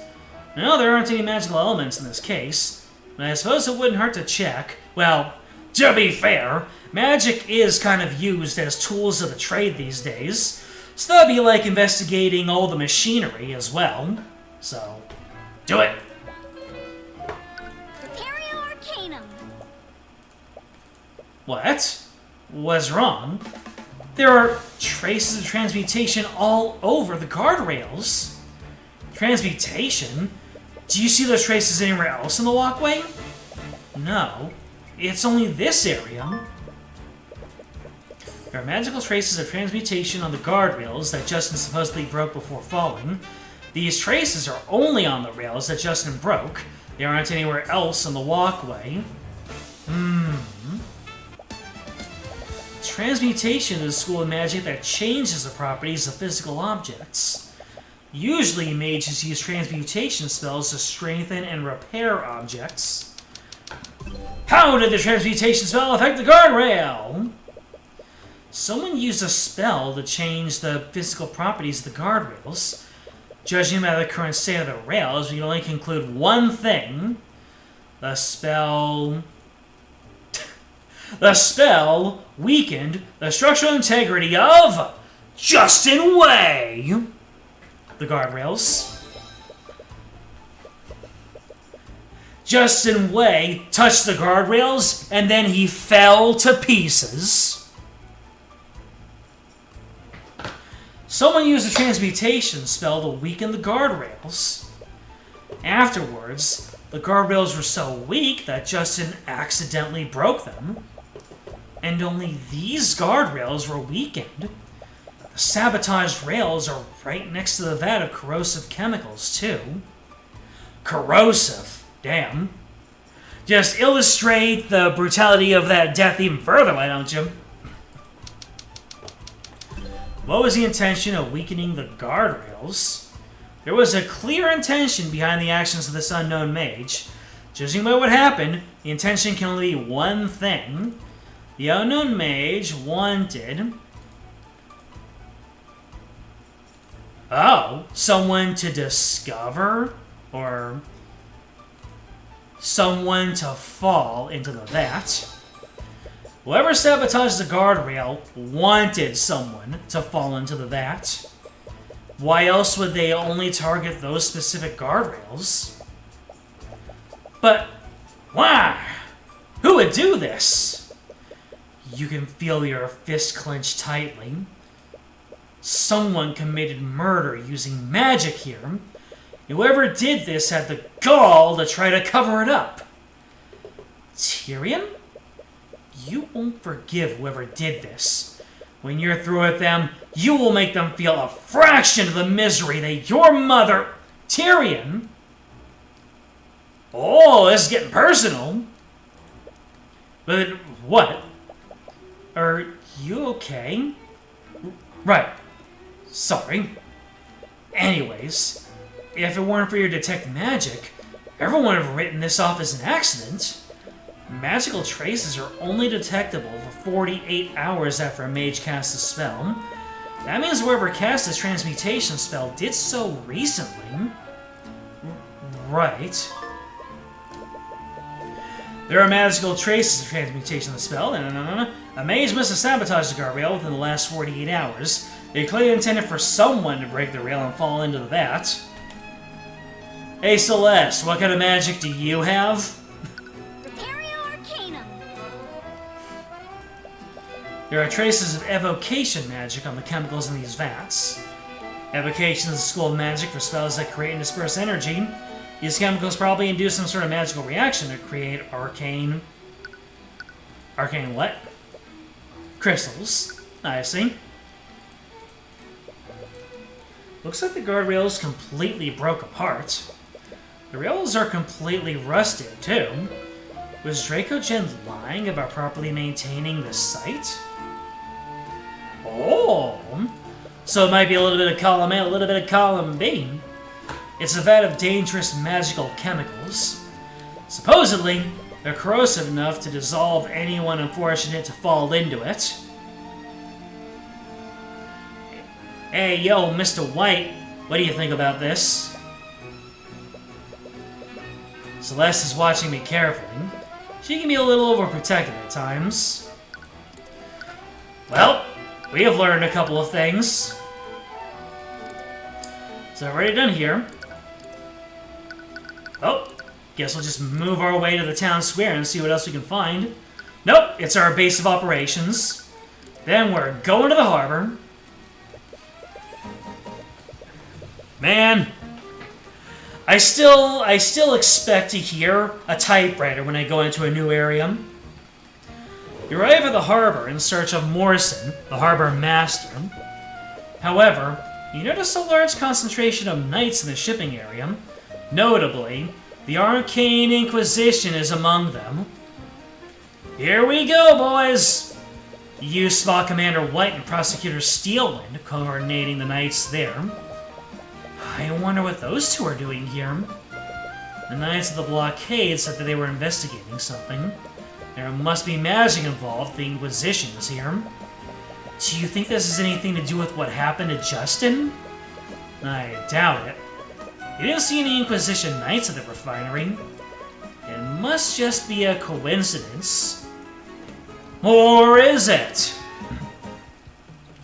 Maybe they are investigating something separate, but it's all gonna come together. Because, you know, because as you all know, in Ace Attorney games, in, what was it? What did you call it? Legal Sim Visual Novel. In Legal Sim Visual Novels, there are just going to be details out there in the open that have nothing to do with the case. That happens, right? Huh. You're probably right. And I'm kind of curious about what the Inquisition is investigating. It has nothing to do with our case. It'd be best to leave them to their business. Alright. Oi, you there! You best clear out. The Knights have closed the harbor. Morrison? Eh? Do I know you? Wait, Cuthbert! Is that you? Noah Morrison, the harbor master. Hi. I heard from little Mosarica that you back in town. What can I... Nah, he looks like... almost like Santa Claus in a way. What can I do for you? We heard that you were at the refinery yesterday. From what we heard, you witnessed the accident. You wanted to ask you some questions about what you saw. Oh, right. Mosarica mentioned that you're an attorney now. What? I just hope that you're still not hung up over that business with your mother. Well, just go ahead and just bring it up casually. Sorry, I guess it's not my business. Anyways, I'll tell you what I know. Dracogen told us that you witnessed the accident. Hi! It was a horrible thing what happened. No one deserved what happened to that poor lad. Could you tell us what you saw? Well, I was showing a patron around town. And for some reason, he really wanted to take a look at the refinery. Something about checking out the local art of fishery. He must mean artificery. Anyway, he was looking at the machinery. Then suddenly, Mosarica came running toward us. She was trying to tell us something, but the damn machines were too loud for us to hear her. After a while, she pointed at the walkway, and we saw a horrible sight. We saw someone fall into the vat. By the time we could get to stop the machines, it was too late. That matches up with what you know so far. But what was Rika even doing there? She should have still been running the cafe at the time of the incident. And that patron who was visiting the factory, did they also witness the accident? Could you tell us how Justin fell off the walkway? Was it because of the guardrail broke under his weight? Yeah, he did. But it was a little strange. That guardrail was made out of metal, yeah? But the way it broke, you would have thought that it was made out of cardboard. He barely leaned on it, and it just broke apart. Even a poorly maintained guardrail shouldn't have broken that easily. Someone really used transmutation magic to sabotage it? If so, that possibility could clear Dracogen's name, but presenting the possibility of a magical crime might just complicate things. This is slowly starting to turn into my territory. You mentioned that you were escorting a patron when the accident happened. Who was he? Did he witness the accident too? Aye. He was right here with me when Rika was trying to get her attention. It'd be hard to miss it with the commotion she was making. That's who he was. He said his name was Aster. Aster. You don't know anyone by that name. But why does that name sound so familiar? Do you know what his surname was? No, the lad was really secretive with his last name for some reason. Must have had a recognizable name. Is he a noble from a well-known house? On the night of the accident, Moso Rika Tudor frantically approached Noah Morrison and a man named Aster. She tried to tell them something. However, they couldn't hear her over the noise produced by the refinery machines. They noticed that Moso Rika was pointing at the walkway, so they looked there. There, they saw a figure lean on a guardrail and break it.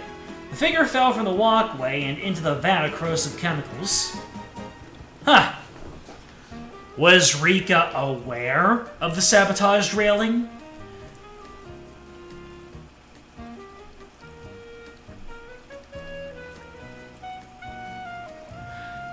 Did she sabotage the railing and then point it out? And maybe she was trying to get witnesses to the crime? To either... Now, to what end? She wanted them to notice that Justin was about to die, but was she doing it so that they would notice the sabotage? Or was she doing it so that they could corroborate the story that the plant was poorly maintained? So she knows a lot more than she's letting on. However, to what end?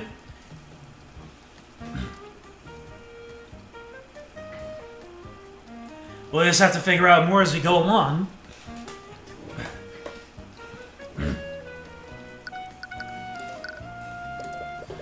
Why were you escorting this Aster in the first place? Don't you have to manage the harbor? Well, I can't really manage anything because of them. He gestures towards the Inquisition Knights crowding the pier. They've blockaded all travel out of the city till this mess is sorted out. Yeah, they have been doing the blockade since before the accident. But I have a feeling that what they're investigating is still going to tie into what we've got going on. They have a lot of knights investigating the harbor. Do you know what they're looking for? Well, you didn't hear this from me. But according to them, Aster's ship just up and vanished in the dead of the night. Vanished? As in someone hijacked it? That's the thing. The gods would have noticed if someone had driven off with the ship, especially one of that size. But from what I've heard, one of the gods could have sworn they saw it vanish in a flash of light. A flash of light? Like something created by a spell? What kind of ship was it? Do you know how big it was? From the size of it, I'd say it was probably about a gallon. A gallon? A galleon. It was about a galleon. I mean, a gallon isn't exactly something small, but a ship the size of a gallon. It was the size of a galleon. A spill of that scale would probably be pretty powerful to affect a ship of that size. I wonder who this Aster person is. He must be high profile for calling in the Kingsguard and the Inquisition for him. All over a missing ship. You spent some time with him. Am I correct, Morrison? Did he tell you where he was staying? If I remember right, he's staying at the local inn near the town square. Wait, that's the tavern that we were staying at? If he's this high profile, why is he staying at an inn for commoners? No idea. He's an eccentric one for sure. Whoever he is, he also witnessed the accident. You'll definitely want to speak with him. And if he's a noble, there's a chance that he's the mage at sabotage the guardrail. Alright, let's move!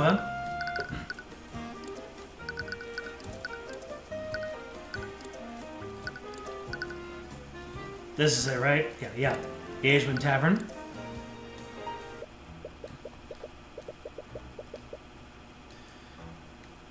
You did want to point out that Dracogen is Rika's patron? Patron or Patreon? You doubt that she'd want them in hot water? Or does she?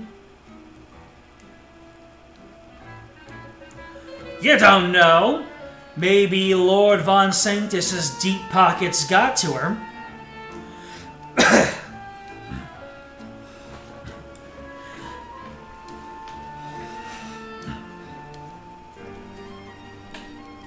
Morrison said that Aster is staying in one of the rooms of this tavern. Which room is it? We could always just check out each room. That might irritate the Patreons, though.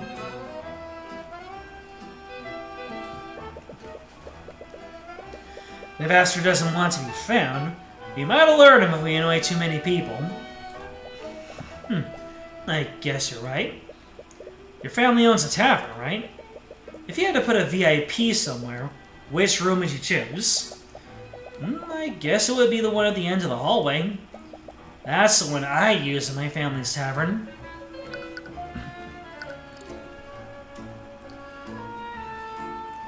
Oh, I guess we'll go to the end of the hallway. According to Celeste's intuition, the innkeeper would have probably given Aster this room. You approach the door and firmly knock on it. Hello? Someone does come to answer the door. They only open the door a fraction of the way. A crack in the door is less than an inch wide. You can't get a good look at the person's face. I'm terribly sorry, but if your business isn't urgent, I'd like to be left alone. Sorry if I'm intruding, but are you Aster? My name is Tyrion Cuthbert. I'm the defense attorney of Stefanik Dracogen. From what I've heard, you witnessed the accident at the refinery yesterday. I was wondering if I could ask you a few questions about what you saw. He looks like an Aster. Upon hearing your name, the man fully opens the door, and you're finally able to get a good look at him. He definitely stands out from the other patrons at the inn. He must be wealthy patron that you're looking for. Tyrion Cuthbert, the protege of the infamous Ruby Timora. So, you know who I am. I do. Oh, I know you very well. I'm your biggest fan! What? I can't believe it! The infamous Tyrion Cuthbert is standing right in front of my tavern room! What? I've read all about your feats, Mr. Cuthbert.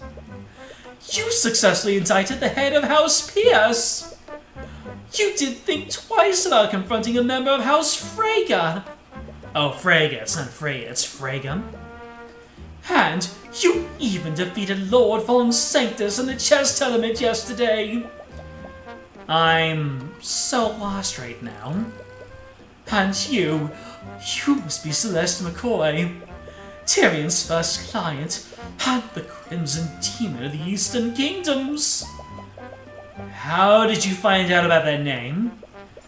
The Crimson what? Don't ask. Anyway, if you are Aster, does that mean you witnessed the accident with the Harbor Master yesterday? Let me tell you, this went places I wasn't anticipating.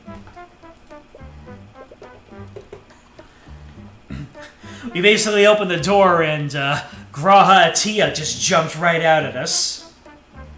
Wonder if he's gonna be as useful and best boy as Graha.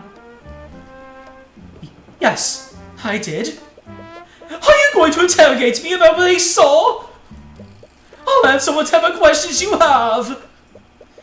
You've never met a witness that has been this eager to cooperate. But hopefully this means that he won't hide any details about what he saw. We can also guess Rika has 2 spells, but I don't believe we know which ones. Does she know transmutation or just detect magic? Oh, let's see here. Let's look into my court records. So she's got evocation.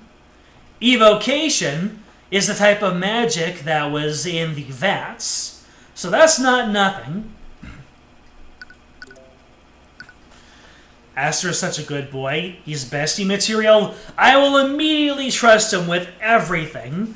I will never suspect him for anything ever. Oh, wait. Ah, I undid his expression. They were using the mats to make evocation stones. I see. You clearly know who I am, but I'm still unsure of who you are, Aster. Ah, my apologies. But I would prefer to keep my full identity hidden for now. You're heiress in disguise, aren't you? He's within his rights to do so, but you can't help but feel a little suspicious. In any case, what is your business in Ornax?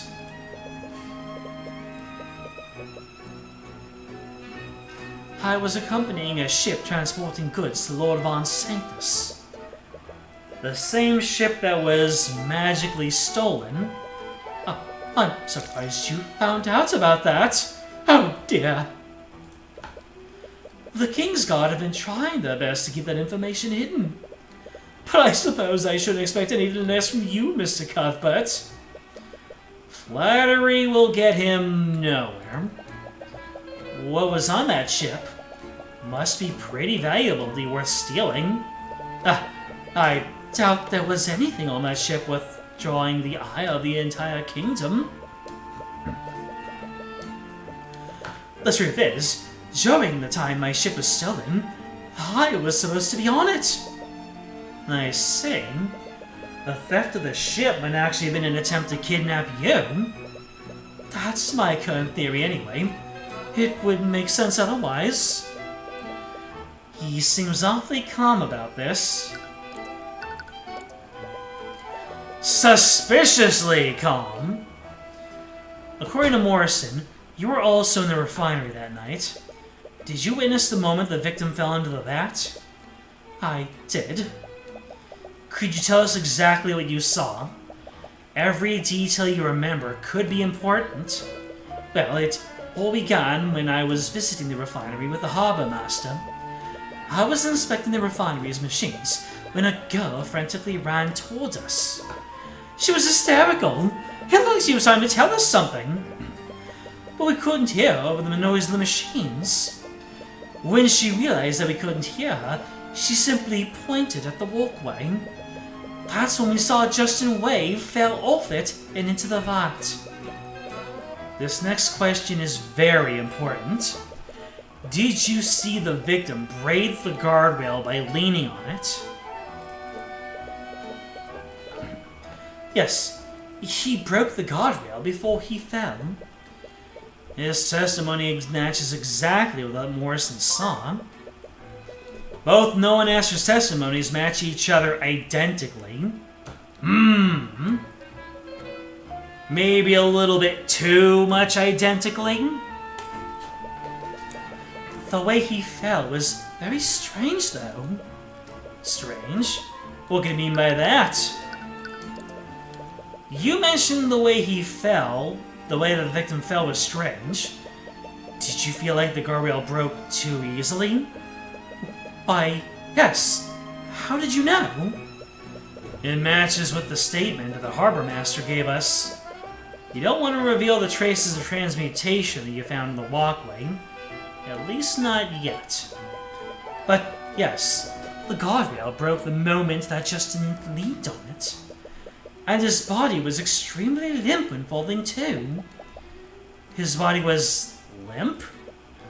Normally, when falling from a great height, one would flail their arms, yes? When I saw him falling, he wasn't moving at all. Ayo. Interesting. Was he already taken care of? Was this fall staged? He wasn't moving. Oh, no, wait. I'll have to think really hard about what happened at the actual scene, but I'm sure those details will come to light. Did you see the expression on his face? He might have been unconscious. I'm afraid I didn't see anything on his face. It was much too dark to make out his features. Wait, you didn't actually see his face? How did you know it was actually him that fell in? Well, who else could it have been? No one else had been reported missing. They also found the remnants of Justin's body in the vat. It was definitely him that fell in. Ugh. Wait, what was the phrasing there exactly? They found the remnants of Justin's body in the vat.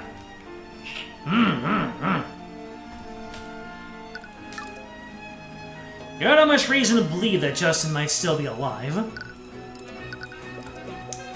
There were traces of transmutation magic at this crime scene. And it appears that Aster is quite a high-profile individual. He's probably a mage. And aside from Rika, he is probably the only other mage at the refinery that night. If you ask him outright, you might be able to see something incriminating through the eye of Horus. Aster, we'll respect your privacy if you don't want to tell us who you are. But could you at least answer one question for me? I can make no promises, but I'll do my best to tell you what I can. Are you a mage? Oh, is that all? Yes, I am a mage, and I'm quite practiced one at that. You see, Celeste cast Detect Magic to look at the scene of the accident. Now he found traces of transmutation magic at the crime scene, namely on the guardrails that Justin fell through. What? Here it is. I can't believe it! What? Are you telling me that a mage used transmutation magic to weaken the rails? It's a conspiracy! Wait, does that mean this was actually a murder? Made it look like an accident? Oh, it's like something out of the reports I read about him. I was hoping this would happen. I was hoping that if he wasn't suspicious, that he would fanboy about it and we would see that happy circle. You don't see anything incriminating, and you can see his thoughts clearly. His feelings of happiness are a bit off-putting, though. And you asked me if I was a mage. Does that mean that I'm a potential suspect? This is the greatest thing that ever happened to me! You're a little bit eager there, my friend. Does that mean that you're gonna throw handcuffs on me and have your way with me? What? What? This is the first time you met someone that's happy to be suspected of murder. Sorry, it's not right of me to get so excited about something this serious. He must think less of me now. But it's like something right out of a mystery novel! Oh! That's not the reaction you were expecting. Sure, I'll take a screenshot. This man is stealing the scene right now. Nevertheless, it doesn't look like there are any incriminating thoughts in his mind. And the emotions that he was emanating were all positive. There wasn't a drop of fear in there. What could this mean? Neither way, it looks like you found out everything you can from Aster. You should move somewhere else.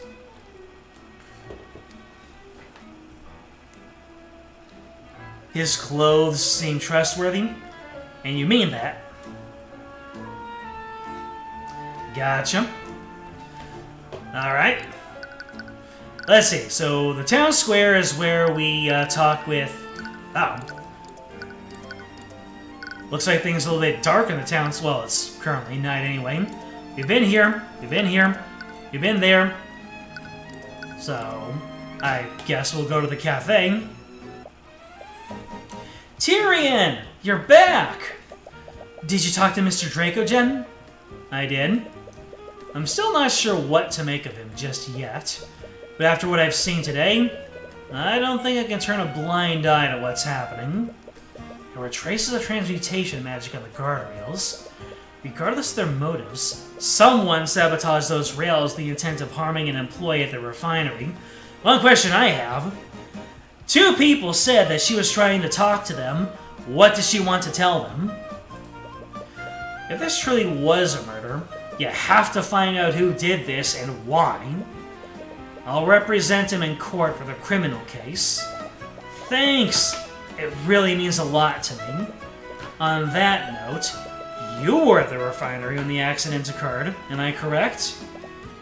Yes, I was.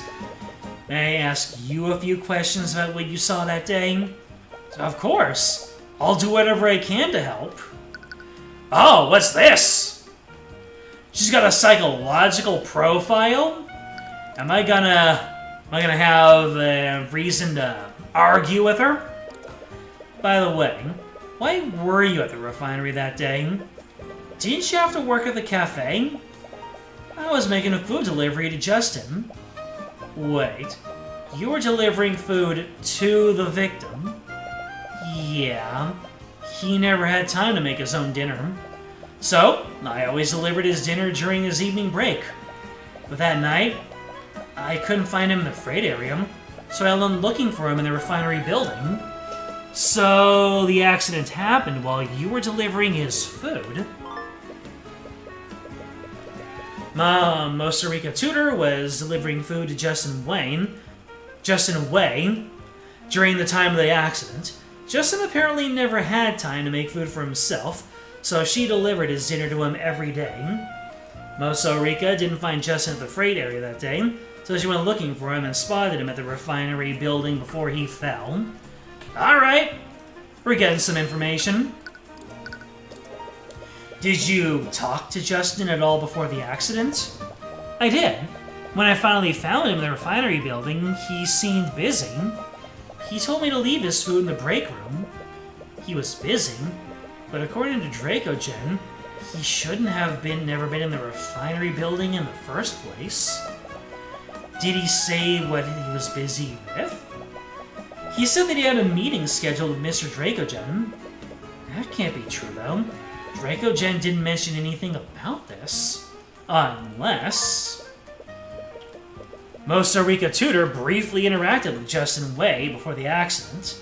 Justin supposedly told her that he was on his way to schedule a meeting with Stefanik Dracogen, but Dracogen never mentioned the meeting. Well, we've gotten a few witness accounts already, but I want to do a double check. What did you see during the accident? Sorry, I'm sure that it was a disturbing sight, but do you need to take a moment? No, it's okay. It happened after Justin told me to leave his food in the break room. It was my first time inside the refinery, so I spent some time looking at all the machines. That's when I suddenly heard a strange sound from the hallway. When I looked to see what it was, I saw Justin fall from there. Wait a minute. Spent some time looking at all the machines. That's when you suddenly heard a strange sound from the walkway. When you turned to see what it was, Justin fell from here. There are so many holes in that story. If she is not the one telling the truth. I tried to find someone to help. Okay, there we go. But no one could hear me because of how loud the machines were. Never mind. She just plugged up all the holes. Before I finally got them to understand what happened, it was already too late. Did you see the guardrail break when Justin fell off the walkway? More specifically, did it break from Justin's weight? I am honestly not sure. I was too busy trying to find help. Good night, Matthew. On the night of the accident, Mosarika Tudor saw Justin Way fall off the walkway. After seeing him fall, she tried to get the attention of Astor and Noah Morrison, but they couldn't understand her because of how loud the refinery machines were. You have matching witness accounts from Astor and Morrison. They saw the guardrail break. Having Rika also confirm that would have been helpful, but you suppose Astor and Morrison's statements will have to suffice. Rika's account of what happened is a lot less detailed than Astor and Morrison's, but she did see Justin before the accident. Maybe you still have no idea why Justin was on that walkway in the first place. According to Rika, he said they had a meeting scheduled with Dracogen. This doesn't match what the Dracogen told you. Either Justin or Dracogen must be lying in that case. Either Justin or Dracogen, or Rika. You've met Dracogen already. You still have no idea what kind of person Justin was. Perhaps Rika can tell you more. Could you tell us more about the victim? What kind of person was he? He was a good person. He fell in with a bad crowd a few years ago, but he was starting to turn his life around. I saw how much he was trying to change, so I asked Mr. Dracogen to give him a job. I really wanted to help him change his life for the better, but this job just ended up killing him. Ah, sad. You can't blame yourself for this. No one could have known that this would happen. I guess you're right. It's hard not to think about it, though. Was he the type of person to go places that he wasn't supposed to be? Got a more psychological profile? Maybe we're about to fill out the last bit of it. No, not anymore. Not anymore? He really wanted to make a good impression on Mr. Dracogen. He always wanted to talk about following the rules. He even got mad at me a few times when I accidentally broke Dracogen's protocols. Right. That matches up with what Dracogen said. But maybe he was falling back into old habits? Perhaps Rika can tell you more about what it was like before he turned his life around. You mentioned that Justin fell in with a bad crowd before. I have also heard that he used to hang out with a band of local delinquents. Could you tell us more about them? Uh-oh. Looks like we're starting to uncover a little something. We're starting to do a little diggy-do. What? Rika, this information will help us with our investigation. I need to speak with the other people who knew him. Do you know where I could find his delinquent friends? I'm sorry, I really didn't know him that well. I should keep quiet. It might make him mad. Rika, are you hiding something from me? What? Of course not. What would the Dark Lord of Aranax possibly have to hide from you? Yeah, she's definitely hiding something. You'll need to argue against her if you want the truth. But I don't have the full psychological profile yet. What happens if I try to argue with her? Will I get the last bit of psychological profile? Nope. Maybe I can present something. Unless there's more for me to talk about. Maybe... Well... Let's take a look around, shall we? Some barrels. The table you're sitting at was relatively new. Shelf full of drinks and mugs, and the coffee is well preserved. Rika seems to have decorated an entire cafe with flowers. Very nice.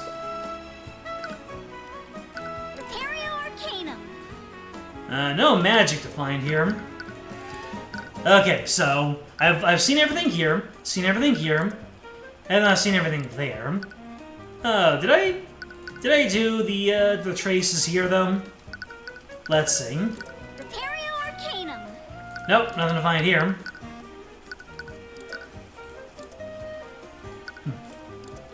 Did I find everything here? Yeah. Oh, let's examine. This hallway looks very similar to the McCoy Tavern. Very similar architecture. Making unique designs. Making unique designs seems pretty... It's pretty expensive. Alright, I guess we'll start presenting things to her. See if maybe that might grab something off from her psychological profile. I'm going to present my attorney's badge! It's too beneath her.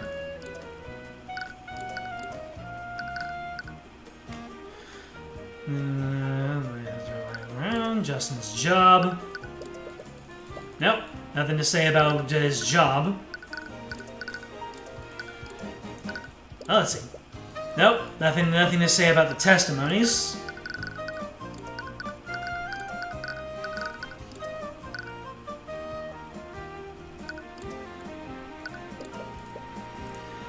I'm terribly sorry for what happened to Justin. Are you doing okay? It's difficult to think about sometimes. You always hear about these things happening. You never expect them to happen to people you know. But I have no fear. It will take more than this to bring down the High Archmagi. She reverted back to her chuny personality. Does she use the chuny personality to hide things? Like, does she adopt this different personality to escape from reality? Well, we have her profile complete. Let's argue.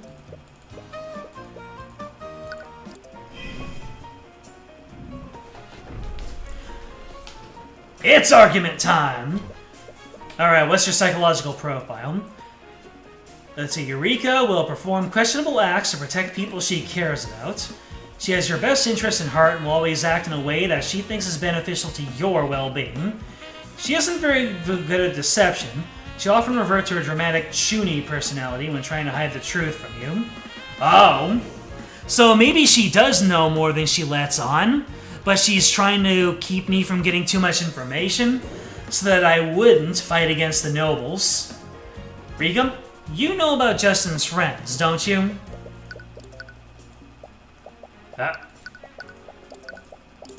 Just be honest with me. I'm not hiding anything. I really don't know much about him. You weren't that close to Justin Way, huh? I may have delivered his food, but he was just a customer to me. Let's see here. She wanted Justin to turn his life around. He used to spend a lot of time with some local delinquents.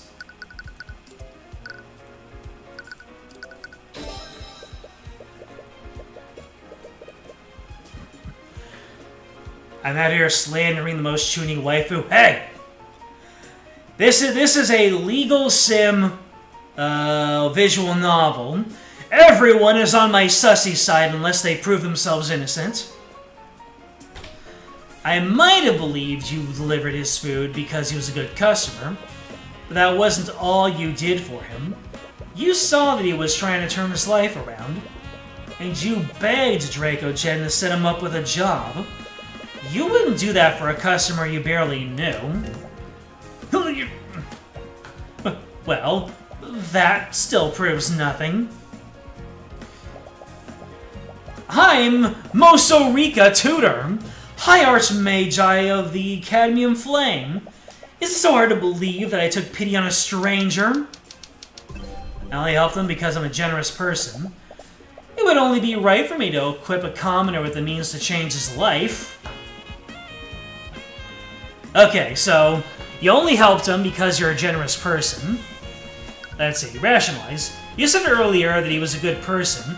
How could you possibly know if you didn't know him well? You are a generous person, Rika. That type of generosity would make you privy to the details of Justin's life. You're not a very good liar, Rika.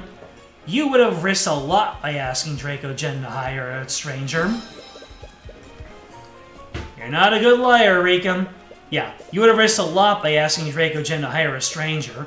Especially a stranger with a dubious past like Justin. What if Justin fell back into his old ways? That would have surely brought about consequences on you and your business. You wouldn't take a risk like that unless you knew him well enough to trust him. No. Okay, fine. I guess we were friends. But like I said before, he was trying to leave his old life behind. He always kept his past a secret from me. He didn't like talking about the person he was back then. He wanted to forget about it. And I never brought it up. It's sort of true. We knew each other for years before he told me about it. Oh, look at this. Let's see, so...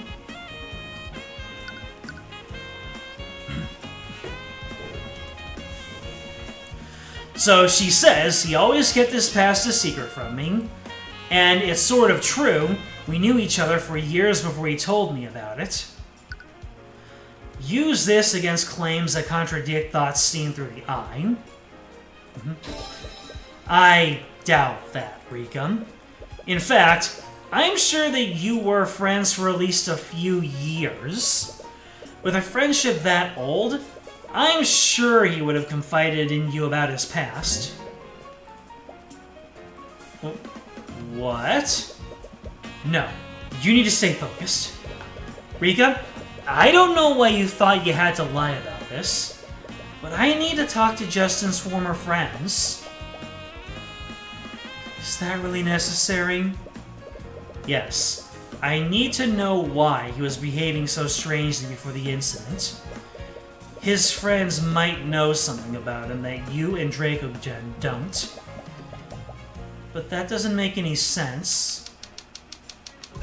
There wasn't anything strange with the way he was acting.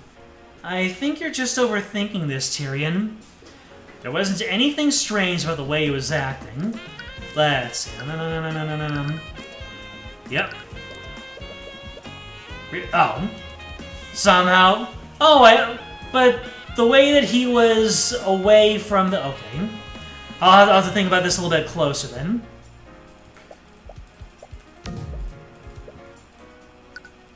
Alright, what was the testimony again? Notice most Rico was... he didn't mention anything about the fact that he was out of place. Alright, let's not jump to conclusions here.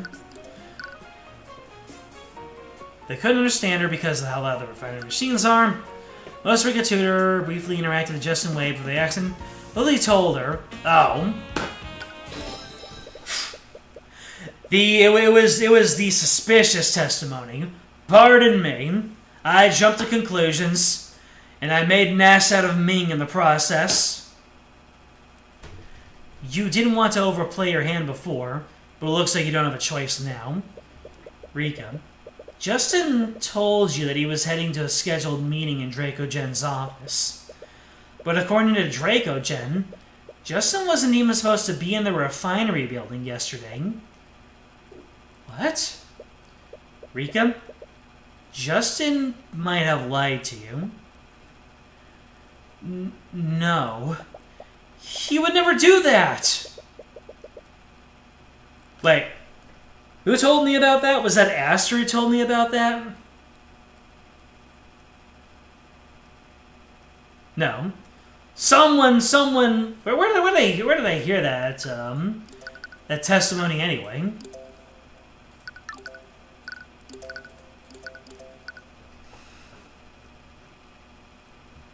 Well, yeah. Morrison didn't tell me anything about the meeting, so that's where I gleaned it from. I need to know why he was up there. And so far, the statements I've gotten from you and Dracogen don't explain that. So I was on the right track, but I didn't use the exact, precise, evidence. I need to talk to people who might know things about him that you don't. Argument 1! Yeah! Okay.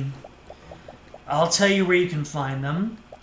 Just promise me that you'll be safe, okay? Hey! I've successfully persuaded. Sorry. I wasn't trying to lie to you. It's okay. I'm assuming you had your reasons. But I need to know where I can find Justin's old friends. You probably know already, but a few years ago, Justin got involved with a local street gang. They'd always hang around the beach area. But one day, they discovered an abandoned house along the coastline, and they started spending most of their time there. A lone house on the coastline. It's that house, Tyrion. That's probably where you'll find Justin's old friends. So, that's why you were being so secretive. What? I'm sorry. Don't be. You were just trying to look out for me, right? Are you going to be okay? I can go there with you if you like. No, it's okay. I'm sure you're busy with the cafe right now. And it's not as if I'll be going alone. Alright, just don't push yourself too hard, okay? Yeah. Nothing. Alright, time to go to the abandoned house. It's Tyrion's house, isn't it? You arrive at the old abandoned house. Upon looking at the home that you left behind, you're struck with a flood of memories. Those memories were once happy, but now they only fill you with grief. Tyrion? Are you okay? Yeah. Let's look around. You wipe your eyes and begin looking around the house. Suddenly, you hear the sound of glass breaking. You rush to look for the source and see two young teenagers throwing rocks at the side of the house. The shattered remains of a window are lying on the ground. Ha! Nice shot, Gavin. Gavin? Gavin Kralin. No occupation. He's literally that unemployed friend at 2 a.m. One of the teens, apparently named Gavin, notices you approaching. You've got company, Wyatt. Huh? Wyatt Erno. Occupation? Nothing! You stare blankly at the broken glass lying on the ground. You're at a loss for words. You feel like you should respond, but nothing comes out of your mouth. You suddenly find yourself quickly approaching the two teens. Eh? What the hell do you want? Whoa! What the hell? Before you even realized what you were doing, you threw a punch straight into Gavin's face. Damn! Your eyes are slowly tearing up. You can only see red. You grab Gavin by the collar and pull his face close to yours. Get the hell away from my house! Tyrion? Oh, you wanna go? If you came looking for trouble, you sure found it. Okay, let's all calm down and just stay out of this, you little shit. Oh dear. Excuse me? What? You got caught in the ears or something? Yes, actually. Why don't you go and repeat what you said? I said, stay out of this! You little shit!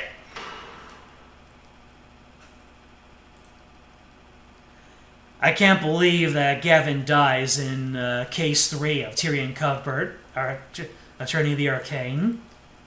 Celeste? Yes?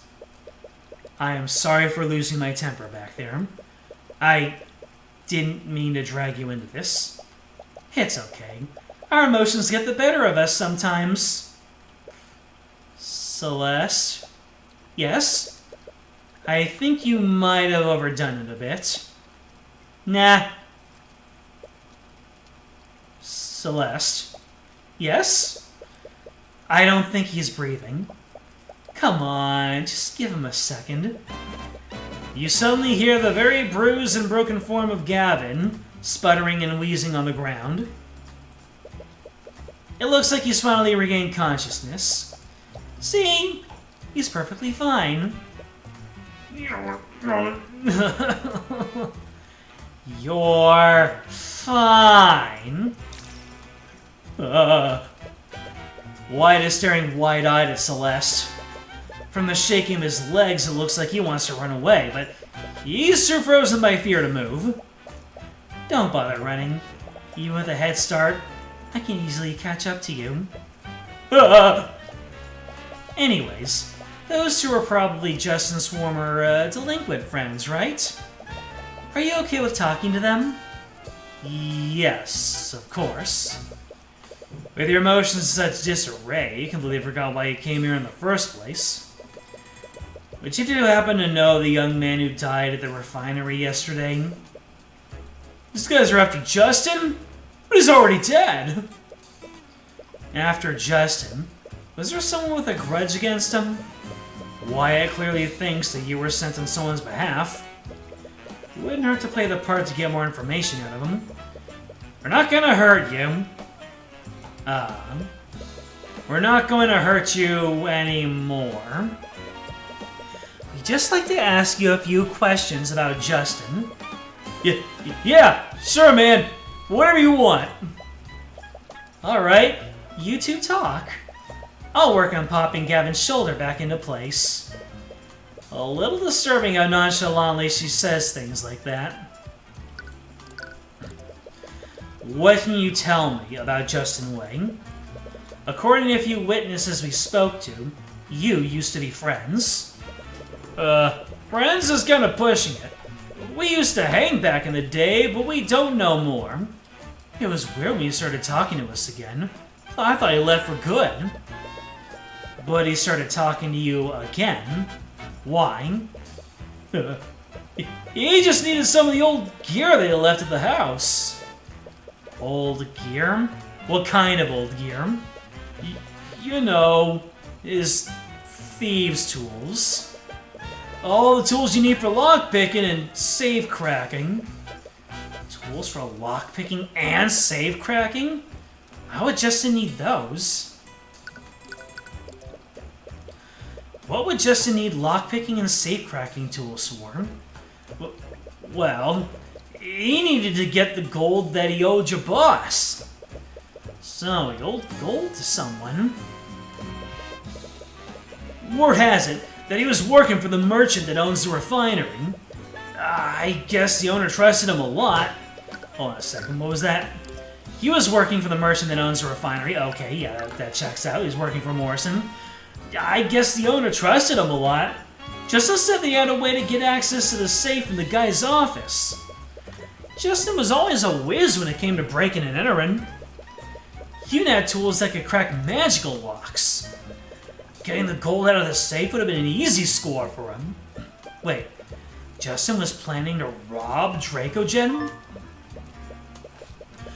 According to Wyatt Earl, Justin Way owed gold to someone. Justin owned a set of lockpicking and safe cracking tools that could disable mundane and magical locks. He was planning to break into the refinery building and then use safe cracking skills to rob the safe in Dracogen's office. Fascinating! Wyatt apparently thinks that you were sent on behalf of someone, and from what he said so far, Justin owed a non-trivial amount of gold to this person. If this person was some kind of criminal, could they have been the one who sabotaged the guardrail? Did Justin tell you who he owed his debt to? Nah, man, he didn't say nothing. They might whack me too if I told them the truth. So he does know. There's no point in playing dumb. Just tell us what he told you. Did he give you a name? Answer the question. Oh, answer the question. The Eye Taker! He owed gold to the Eye Taker! The Eye Taker? Justin Way supposedly owed a non-trivial amount of gold to an individual named the Eye Taker.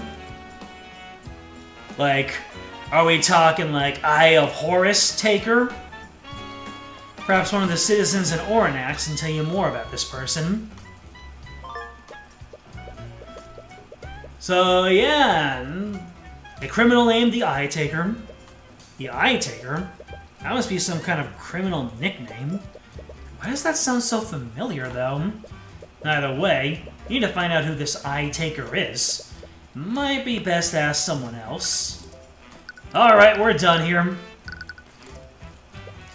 Returning to this house has brought back several memories that you have, complicated and feeling sworn. Even more confounded by the blatant vandalism committed by those two. Let's just leave as soon as possible. View of the sea is just how you remember it. Probably the only thing that hasn't changed since you landed Thorinx.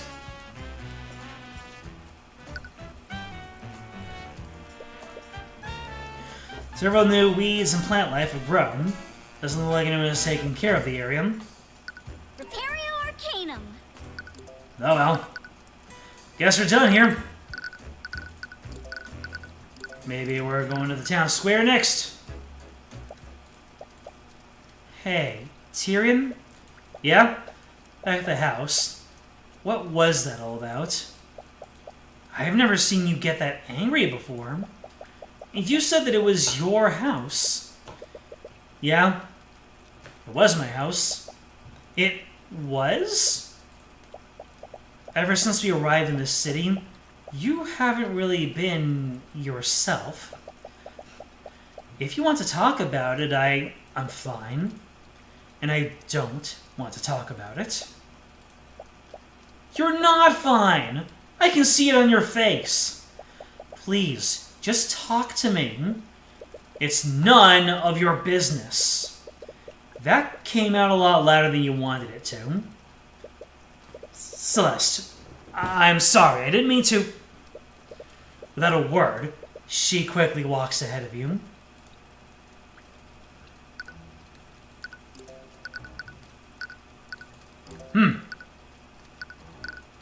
I guess this isn't where I'm supposed to be.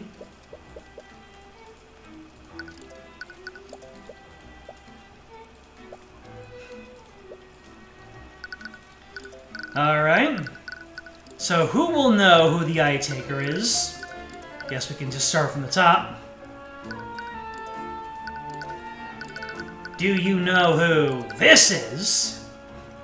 Dracogen, have you heard of a criminal named the Eye Taker? That name does sound familiar. I don't know much more than that. And I try my best to avoid those sorts of people, you know. Perhaps someone else may know more about them. Alright. Anyone at the harbor? How about you, good sir? Eye Taker! Where did you hear that name? So you do know about them. Hi, I do. I have learned to keep my distance from them over the years. The Eye Taker is the criminal kingpin of this region. Every large criminal undertaking in this region happens under his watch.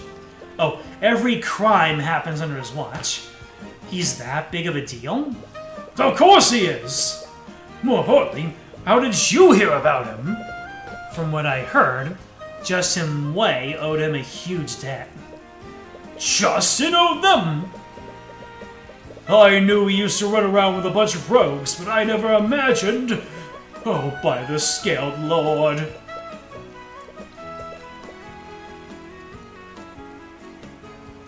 Say that again.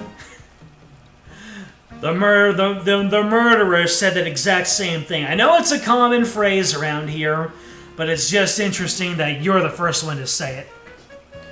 The Eye Taker might be involved in Justin's death. Do you think someone like him could be behind this? Well, there's a saying about what happens when you get on his bad side. Let's just say he reminds you of why he has that name. Were you Eye Taken in the past, Noah? So, you know who the Eye Taker is now. Definitely adds another angle to this case. There's still some elements that don't make sense. You need some time to work through it all. But you should go talk to Dracogen first. You'll want to see everything that you've found. Hello, Mr. Cuthbert. I trust you're doing well. So, is he leaning? Hold on a second. Is there any way for me to take down the user interface here for a little bit? Yeah. We are. For the most part. We spent some time looking into the accident and the people who knew Justin. I think there might be more to this case than meets the eye. Oh? You spent some time explaining your findings, He seems troubled when you explain the traces of transmutation that you found in the guardrail. He's even more taken aback by what you mentioned Justin's supposed plan to rob him. This is quite a lot to take in. Are you missing any valuables in your safe right now? No, actually. But what is it? After the accident, I did a careful inspection of the building. When I checked my office, I noticed that the lock on the safe was disengaged. The safe was opened, but you said there wasn't anything missing. That's right. When I saw the safe open like that, I was already worried that I had been robbed. But I double-checked the contents. Everything was accounted for. Because of that, I just assumed I'd forgotten to lock it. This doesn't make any sense. Maybe it was just a coincidence. I might believe that, if it weren't for where my office is located. Explain. The walkway that Justin fell from leads to my office. There's a window that overlooks the refinery. That would explain why Justin was there in the first place. I don't want to suspect one of my employees, especially one that isn't alive, to defend himself from such accusations. But it just all fits too perfectly together, except for one thing. Why wasn't anything stolen? Well, regardless, I think you have a pretty good case. So, does that mean you'll represent me? Do you think maybe, Justin, he started to try and, rob the safe, but he got cold feet? Or maybe someone caught him, and he was forced to leave in a hurry? Because if he opened the lock, and he had to run away, that's one thing, but the fact that he left it open says that he got out of there in a hurry, to me at least. So, does this mean you'll represent me? After what I've discovered, I won't just stand by and let Von Sanctus have his way. Well spoken! I'm glad to have you on my side, Mr. Cuthbert! Why are you making the Frank saw it pose? No one who makes that pose is trustworthy. Frank saw it, and, shoot. Who was the final boss of the first Ace Attorney? Not Dame... It was Damon something. Damon Wayne? Hold on a second. Ace Attorney... Damon Gant. Damon Gant. You look a lot like Damon Gant right now, and you have fallen like 5 rungs of trustworthiness. Nobody in a legal sim visual novel makes this pose and comes out unscathed. Even if you are innocent, you have just become 20 times more sussy to me. Either that, or you just are really very grateful to me. But, no. You just did the Damon Gant. I'm watching you, Dracogen.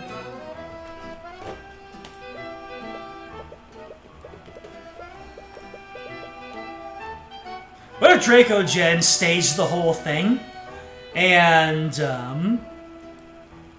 he set up Lord Von Sanctus to take advantage of the opportunity, and then when his good name is cleared, he puts a bad light on Lord Von Sanctus, and he causes damage to the reputation of the nobles. Because let me tell you right now, no one who makes that face is getting away unscathed, and if he is, I would be very, very surprised. Anyway, regardless of why, someone clearly magically tampered with the site of the accident. I doubt the court will find you at fault for what happened. Although... what's wrong? Civil cases are a lot less strict than criminal cases. If we present evidence such as seeing foul play using magic, they'll treat this exactly like our other cases. Yeah, they might stall the trial until they find out exactly what happened. For this accident, all we have to go on is witness accounts. Finding concrete evidence of what happened could very well be impossible, but the idea of hunting down the mage responsible sounds very tempting. It looks like you have your work cut out for you. I just hope things turn out okay in the end. And with Von Sanctus on the other side of this, who knows what might happen? It'd be best to keep your wits about you. I can't believe this! I have more important things to do than resolve your petty squabbles for you. Yes, yes, missing ship of your betrothed. What? Of your betrothed?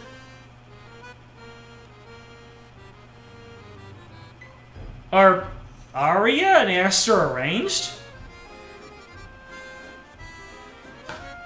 Did the two besties get together in a match made in heaven? Yes? Okay, I can put two and two together. Listen, the sooner you help me resolve this mess with Dracogen, the sooner you can return to being the prince's lapdog. Oh dang, we got two death stares in one stream. That is to say, once I'm not preoccupied with this case, House Von Sanctus can provide the resources that you and the Inquisition need. I don't suppose I have a choice, do I? Well, at least this case should be relatively straightforward. I'm saving my progress. Alright, ladies and gentlemen. I would like to do entire court segments in one go and not just end it up. And I am not in any I'm not in any shape to be going on long with my streams right now. I'm still sleeping off the trip here in more ways than just jet lag. So, ladies and gentlemen, we're just gonna leave ourselves off on a cliffhanger here. That will be it for us tonight. Thank you for joining me. Leg of the journey.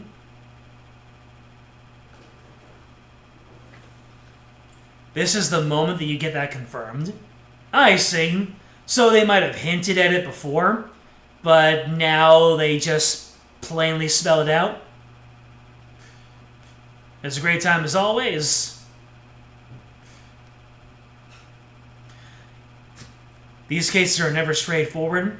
You are very welcome for the stream. James A. Cube, Solaris, Mitre Catone, Matthew out there, and anyone else who might be watching, and thank you if you're watching this as a VOD, so you know what to do. Like, subscribe, comment, ring the bell, join the Discord. It is in the description. It'll let you know when the next stream comes up. I'm back, baby. So we're going to keep this Cuthbert train going. Next time, we're going to go into our first court session to see exactly how a civil trial is going to go. I have a feeling it's going to turn into a murder trial really fast. And maybe we'll just have someone start a stopwatch to see how far we go into the usual terrain. Blorf indeed. So, we're going to go to bat for Dracogen, and we're going to see just who's trustworthy, who needs a little bit more investigating, and if we might get an angle on who did what, where, and when, and why. The funny thing is I didn't even face roll W words there. That sentence made complete sense.